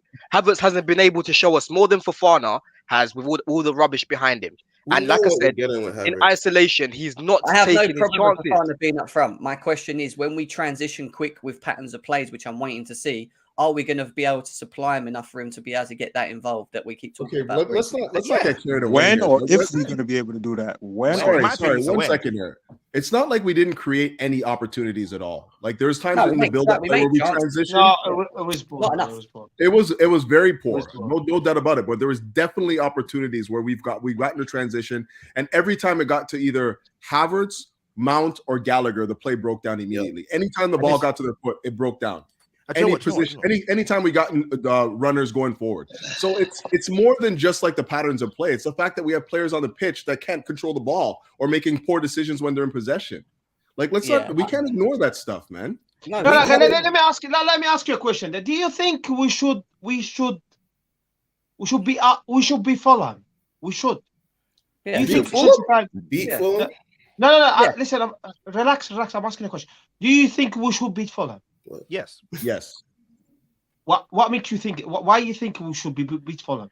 Because I believe because we're the better team. No, but the thing is, no, bro. You believe it's subjective. No, wait. You believe it's subjective. Let me come in now because I've been listening and I've been quiet for a while. Yeah. Go ahead. You listen. That guy say I believe that's a really subjective, bro. Football doesn't work like that. Like I think we right now, in the Fulham level, we're a mediocre team right now. If he's any individual think he's or a top 4 or we're challenging, you have to provide the evidence for that, bro. Right? Point number 1. Point number 2, right? Let's hear me out. First of all, we spent just this summer 600 million, right? That should be enough to win the league, never mind top 4. In the summer, we spent it, God knows, 300, 400 million. Spend a lot of money. Okay? And we're still 10th in the table. 10th in the table for a reason. I tell you why. No. Let me explain. And you can put very fancy words, context. You can put what you want about, right? Yeah, you can do that. Right? Because I mentioned Fulham for a reason. I've mentioned Fulham for a reason. I'm Brentford. That's where we belong right now. And Aston Villa. We're around this. Don't get us around City and Newcastle even, right? So my point I'm trying to make is, okay, we've got a goalkeeper. You need to ask yourself, what is your ambition? Do you think we're good enough to win the league? The answer is no. Far from it, right? We've got a goalkeeper is not good enough to play for League One. Okay? We've got a midfielder. Jorginho's gone. I've been asking for the guy to go. He's gone now. We got. I know Jim is not going to like that, and the rest of a Chelsea fan. I don't think Thiago Silva is good enough to play, but everyone is going to come by, right? Whoa. What is the utter level of delusion I'm hearing right now? Whoa. He's the best we have. Listen. Wait. Relax. Listen. Let me finish, and you can come back to me. Let me finish, and you can listen. I mentioned 3 months ago in James' channel. I needed Brandon Roger. I had someone put me in the YouTube and Twitter, and I had Jim falling from a chair. And now we've got Graham Button. We'll move on. All right. We'll move on. Okay. We got Thiago Silva as a main centre back, and you expect me to go win the league? We're gonna focus on yes. 1 second, relax, bro, relax. Okay, and we'll go to the striking for. We'll go to wing backs. 2 wings back. I've been mentioning the last year and a half. Let's hear me out. Injury prone. Reece James and Ben Chilwell. I got a clown like Frank Lampard decided to buy Ben Chilwell without doing the homework for 50 million. The guys, him and Reece James, 250 grand a week. He can only get 10 games a season of it. And I heard people call them world class. We'll move on. And now we'll go to the strike force. Listen, remember something. You're depending on this player to win you the league, but they're not available. Right? Let's go to the strike force. We'll go Kai Havertz. I know Jimmy's not going to like that, but I'm sorry, Jim, I have to say the truth, bro. Right? As a main number 9, we don't know he's 9 or 10. I mean, you can argue. He's a 10, he's still playing with 400 times. I don't know if he's a 10. I don't think he's a 9. That's right. Listen, I don't care. He plays a 9 now, right? Because we don't have a strike. He starts week in, week out. And guy only scored 5 goals a season, bro. So now, when you put all this together, and we're 10th in the table, and you expect me to believe we're going to go next summer challenging for the league. And by the way, no one said that, though, have they? No one said they're going to win the league. And one more thing I want to say before you can come now and you're going to say what I want to say. You need to understand something. I said it before and I will say it again, and I believe it strongly. Chelsea without N'Golo Kante becoming an average team. Thank you. No Conte, no party. If That's my slogan. No Conte, no party. If N'Golo Kante, listen, let me finish. Because he's world class. He's one of the two world class players we have. Listen, listen. No. Listen, we're not. No. You're missing the point, Jim. You're missing the point, bro. No. You're missing the point, bro. N'Golo Kante is not world class. N'Golo Kante. Hear me out. Let me finish. N'Golo Kante is the best player I ever seen in my lifetime. In his position, he's not the same player. Yeah, I know that. That unfortunately for us, if N'Golo Kante is out for some reason, right? Chelsea becoming 7, 8, 9 in the table. That's why I ask you, can we beat Fulham comfortably? And I've got the rest of you saying yes. The answer is no. We belong to that level right now. But Kazim, we've needed an upgrade on Kante. That doesn't get Thiago Silva noise. You broke that down beautifully, man. Guys, Thiago Silva's world class. Yeah, the Thiago Silva thing, like Kazim has his. Look, I know, I hear it all the time on his channel. I know it's false anyway. So for you guys, it's probably shocked your brains. Like, what the hell has he just said? Like, I've heard it, but I disagree with this thing. I disagree with Thiago Silva specifically. You know my thoughts on it. I disagree with the fact that you feel that he's not world class. You think that he's too old, that he shouldn't be in the team. You're worried about his age. I think I bet when you saw the news of us extending his contract and being I was rigid. You were annoyed about it, but I don't get. My problem with that is why are you so annoyed with that specific player and that situation, rather than all of the other shit that we've already spoke about that goes on with this team. Jimmy, you know me for a long time, bro. You know my opinion about these players. I don't need to repeat myself. Yeah, but he's performing at a world-class level right now. So why are you flagging him? I'm coming now. I tell you why. Jim, first of all, let me answer Jim first. Jim, you know me for a long time. I don't need. You know my opinion about this player. This player is not good enough, bro. Right? I've got the geezer over there. I don't know what his name is. He's saying as long as we finish 16, we'll be all right. Is that Chelsea coming now? I'm looking at Chelsea challenging, bro, right? So when you go, if you want to challenge, you have to have the spine is right. You have to have a world-class goalkeeper, world-class centre-back, world-class midfielder. That's why you have to have the spine right. So part of the reason why Chelsea you're never going to win the league is part of your reason. Not saying it's your main reason. Part of your reason is because you think Thiago Silva's in the team. Listen, Thiago Silva over the years, Jim, right? Let me put this to bed, right? It's been world-class. It's done, bro. You cannot go with him to challenge for the league as a main centre back. You cannot do that, bro. The Premier League is the most difficult, demanding league on the planet Earth. You cannot go week in, week out with Thiago Silva 40 years. What's he showed you to make you feel like that, though? From what you've seen at Chelsea? The physicality. Listen, the brain is there. Okay? Physicality. Let me finish. I absolutely love it. I love it, bro. I love it. Name three better center backs in the league right now. You back and listen. I don't mind speaking to you, bro, as long as you don't interrupt and you don't need to do silly stuff. Let's have a nice conversation. Okay? Yeah, go on. Yeah, nice conversation. Because at the end of the day, everyone have his own opinion. Okay. Yeah. And that's it, really. And I'm not gonna lie to you guys. Jim knew me for a long time. Very rare I get things wrong. Very rare. You know me for a long time. I'm being serious, right? Bro, you're funny, bro. Yeah, I'm telling you this right now, bro. I'm telling you this right now. If you want to go win the league, you cannot have Thiago Silva as your main centre back. Okay, but we haven't. When did Thiago join? Okay, let me. You cannot listen. You cannot have a frigging Keba as a fucking main goalkeeper, bro. Keba, really? I agree with that. Are you kidding me, bro? Are you kidding me? Yeah. I think you cannot have Havertz to goal scorer, bro. Havertz. No, really? I agree with that. You made some good points, but the Thiago Silva one. And you got a manager clown who was managing Brighton. And can I ask you a question? Oh, bro, come on. It's absolutely symbolic. We're 10th in the league. Kazim, can I ask you a question, bro? You go ahead, bro. Go ahead. Name me our centre back options right now, going into next season, as it stands right now. Right now. Yeah, name me all the centre back options that we've got right now. We've got right now. 3/4 of them not good enough. You name them, bro. You're not answering the question. Name the centre backs that we've got right now. I'm already saving you time. 3/4 of them not good enough. Chelsea went out there, got Fofana. It could be decent. Bid 80, 70 million. He's not worth that price. Come on. So who would you consider to be a world-class centre back right now? Right now. Yes. So you dare say Van Dijk? I do rate Van Dijk, yeah. So you think Van Dijk's better than Thiago Silva? You this season. No. Forget all this We're season. talking about This right now. season. Name me three centre backs better Let than me answer that question, Thiago bro. Silva Let me right answer now. that question. Let me answer that want him to question, cry. bro. You said what? Thiago Silva, what? Van Dijk, what? Come on, bro. This season, Van Dijk is better than Thiago Silva on form. That's what you're telling me.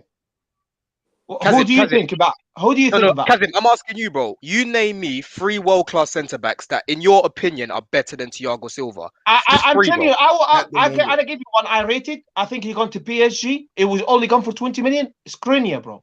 Skriniar was. Oh my god. Okay, name me 2 more. Name me 2 more. Skriniar number 1. Listen, my man said, "Oh my God!" Right? I remember again. I went 6 months ago. I got Jim from his chairman, and because I said Brenda Road. But listen, everyone has got his own opinion. It's got opinion, bro. But bro, it's your opinion, but it sounds like it's an agenda. It doesn't really sound like an opinion. It sounds more like an agenda. Because look, let me tell you something, right? Before Thiago Silva came to Chelsea, one of my boys told me the exact same thing. He's an old man. He's gonna flop at Chelsea. This is a bad signing. Yeah, what happened? He reached the semi-final again. Sorry, he reached another final of the Champions League a year later. He didn't. It was out. And won it. You know, he got injured. Yeah, he didn't play in the fight. He got injured in the final. Wait, relax. He got injured. Yeah, but he played a big part in us getting there, bro. He played a big part in us getting there. Yeah, he got injured in the final. Yeah, I'm right. Yeah, he played. He didn't play the semi. He didn't play a semi against Real Madrid. The problem is it's so Wait, hold on. One at a time. It was in the stand. That was Atletico Madrid. Suspended. I'm still confused. Let me hear it from you then, Jim, because obviously you're running the channel. Are you telling me we're going with next year with Thiago Silva, we're going to win the league? Is that what you're saying to me? Jim, I don't see why having Can we win? No. I'm going to make it easy for everyone. Can we win the league with Thiago Silva? Yes or no? Can we? Yes. The better question is, can we win the league with Harry Potter at the helm? No. I've seen more reasons that tell me that having Thiago Silva in the team wins us the Premier League than not. That's my opinion. Yeah, I don't see why taking Thiago Silva out of the team means that we then go on and win the league. No, there's nothing that tells me that he's that bad or that much of an effect in the team that when he's in the team, we don't play to this whatever level, you know, and he's a problem. He's not a problem. If anything, he's one of the last problems in our team. Actually, he's one of the most consistent players in our team, Thiago Silva. Yeah, because the rest will go is garbage, bro. You said Skriniar. Hold on, Kazim. You said Skriniar. Name me 2 other center backs that are better than Thiago Silva. You said Skriniar. I agree with you. Skriniar is a quality defender.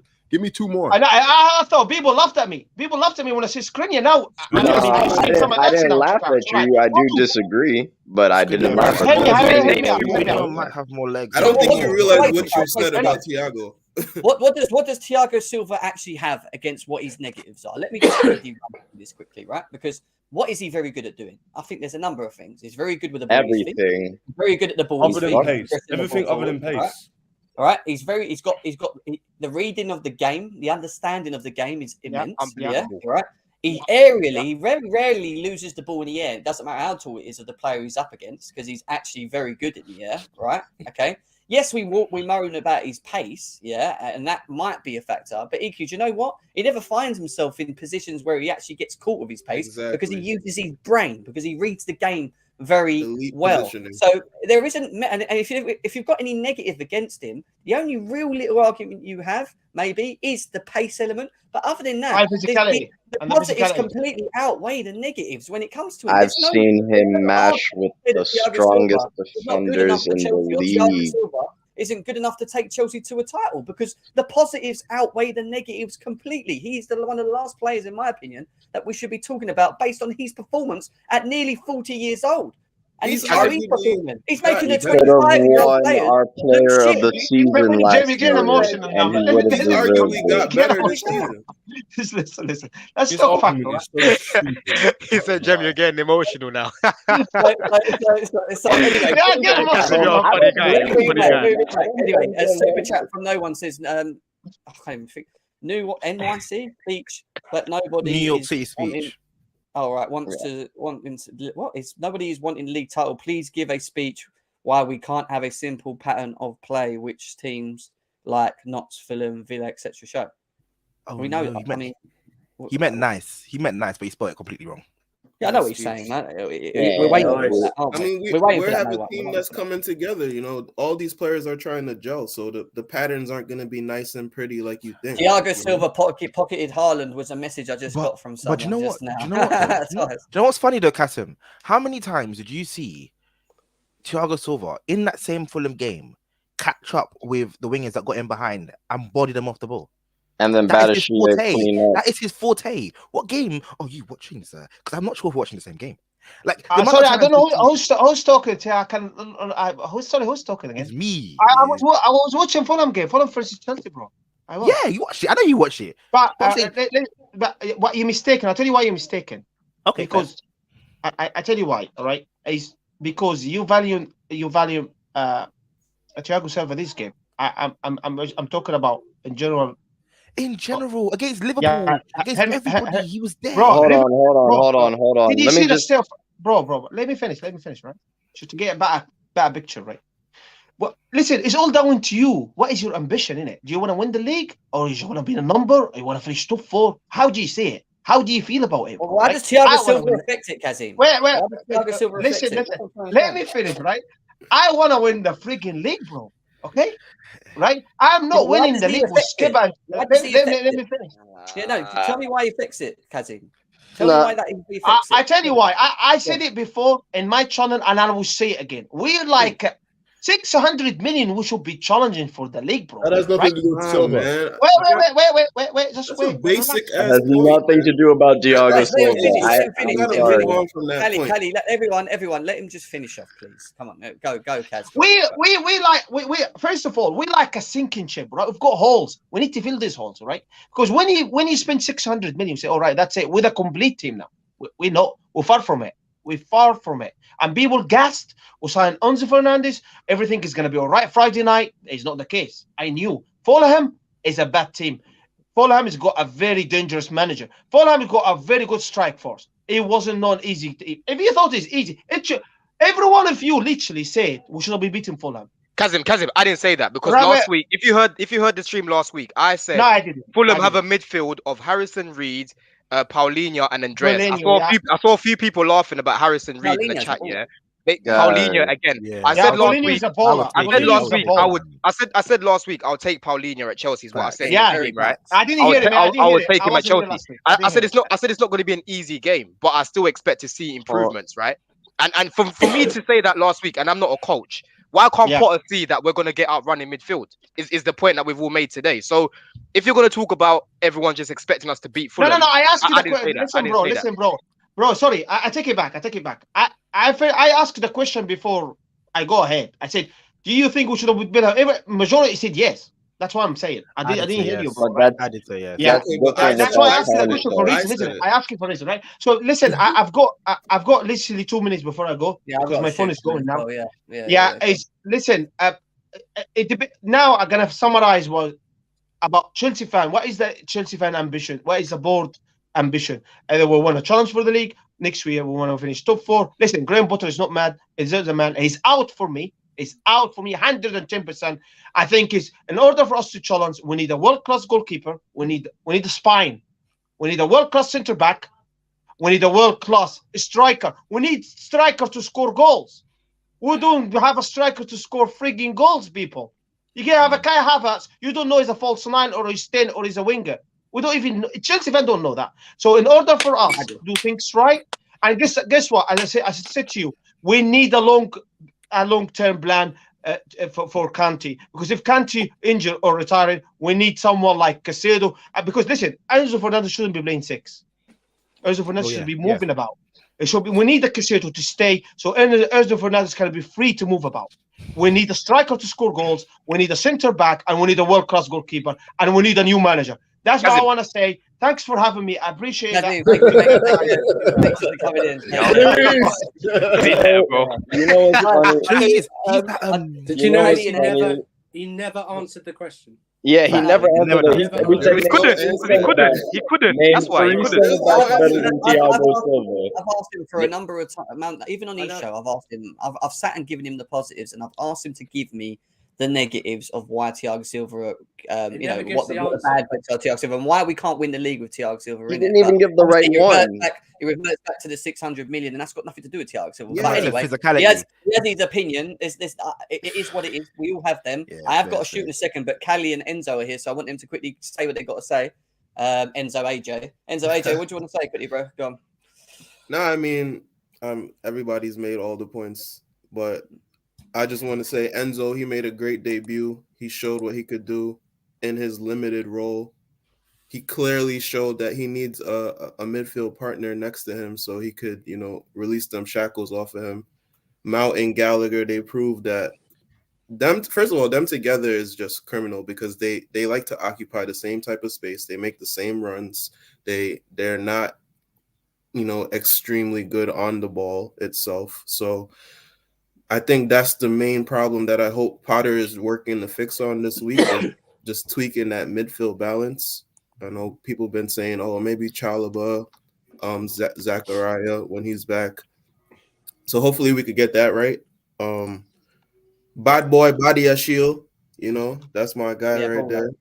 I've been saying 3 clean sheets in a row. I don't know what Kazim's talking about. Thiago Silva has been part of those clean sheets too. We haven't scored in the last 2 or 3 games, so I don't know how that's affecting the title race argument that he has. But we are the second most clean sheets in the league. Listen, barring us. We have 8, they have 9.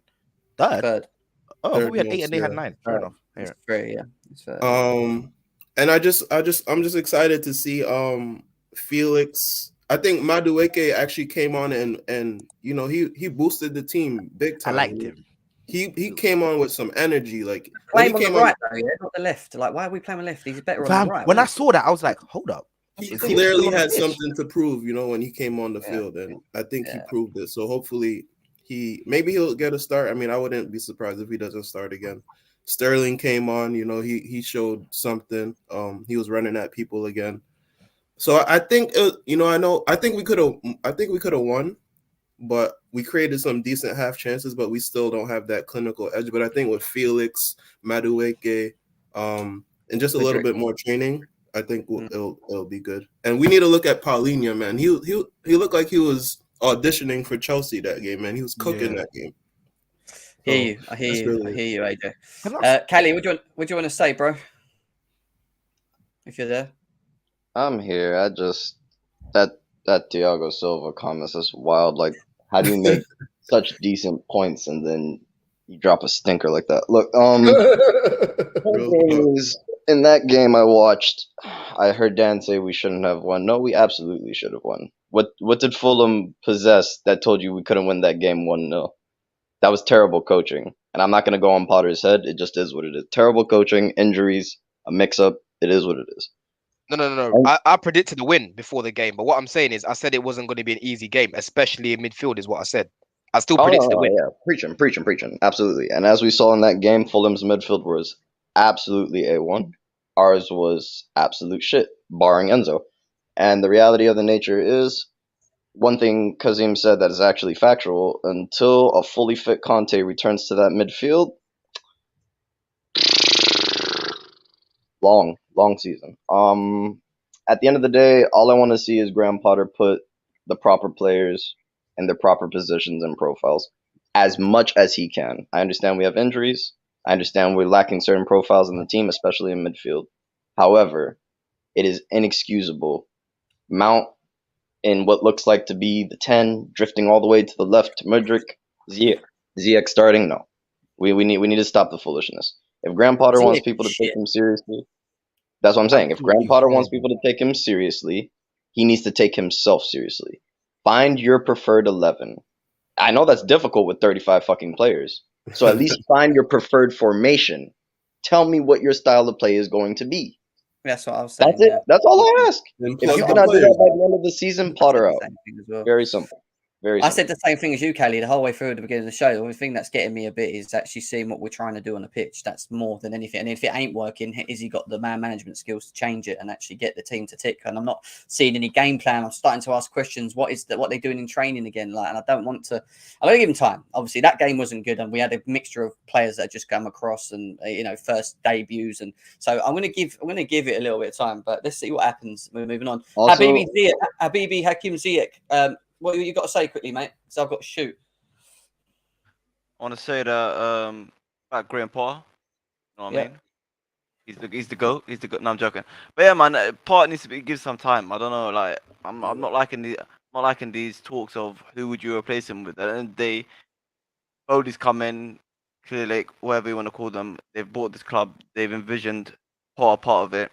They've spent a lot of money. They've got his recruitment team from Brighton. And they're not just going to let go of him because of a bit. The only time, me personally, I would want him gone is probably at the start of next season. Let's just say just before Christmas time, if it's really that bad. I don't think, unless in the relegation zone at the end of this season, which is not going to happen, he should not be getting sacked. And fans need to stop going on like this is Roman, because he's not going to get sacked just because of a few bad games. He will get sacked if he plays Hakim Ziyech, though. That's the one thing I will say. No, of course you not. Of course you won't. Of course you won't. Of course you won't. Because Ziyech has got the minerals, and you know that, Jam. And Andrew knows that as well. Yeah, that's the problem if he's got minerals. Yo, I have a question. Andrew knows that. Yo, Habibi Ziyech, I have a question. Yo, brother. What's your thoughts on Ziyech? My thoughts. I think he's a serious player. I think he's a baller. I think he's been mistreated by fans and the club. Let's be serious. On the field though, for Chelsea, what are your thoughts? You can tell what his opinion is because he never puts himself on camera when he talks about Ziyech. Andrew, you see me, man. Andrew, you see me, man. Them notice me. Andrew, you see me. It's okay. Listen, let me hear what you think, man. Because honestly, I'm gonna be honest. I'm gonna be honest. Be quick, because I need to finish. Be quick. Yeah, quick one for Jem. If I'm being honest, look, I don't think in the last few games, I think he's been good. You know, not amazing, not shit. He's been good. But I do think in his whole career at Chelsea, when he has been given the time, when he has been given the game time and the playing time and the trust, he's played all right. Unlike Mount and Havertz, who've played for every single game and done shit in every single game. I just think he's one-dimensional, bro. No, you're one-dimensional. You're one-dimensional. He's not one-dimensional. I can't lie to you. I can't lie to you. How are you gonna play a left-footed right winger, which sounds like it makes sense, but he never takes anybody on? Can't be his man. Not every winger has to take people on. Not every winger has to take people on. What else does he? Okay. Here. The whole point of having two different types of wingers is to provide a different threat on each side. If Ziyech isn't carrying out what his supposed threat is, what is his point? What's his purpose? Like, I'm telling you right now. He can't dribble. He's weak. Yeah, you know what he's going to do before he does it. He fucking trips over the ball. He can't. He's no man. He can. All he does is cross. Yeah, he whips crosses in. Some of them are good, and a lot of them are shit. And he's meant to be in his prime. I thought you had to go, man. What's going on? Right, I go as far as to say, if Cucurella didn't start, if Martin Gallagher didn't start, and we started Noni instead, we win that game. And we start for Fana instead. I thought you had to. We win that game. All right, Jim. Anyway, on that note, guys, I have got to finish. Big up to you guys. Go and jump onto Lewis's stream now. There's a link to go and follow it. If you stay on GNA TV, it will take you over there. But the Chelsea Fan TV, guys, click that link. It will take you over to Lewis. Go and raid him over there as well and big him up in the chat quickly. Still over 400, 500 people here. Big up to you guys as always. Go and continue watching it over there. I'm sure Andrew will be over there and some others to tune in with Lewis. Take care. We'll be back again. Chelsea playing West Ham on Saturday. Couple more shows prior to that match preview show, which we'll be doing. We'll probably do another debate show on Thiago Silva and Ziyech combined. No, smash the likes. Smash the likes. See you again soon. We'll be back again. Take care, guys. See you in a bit. Peace.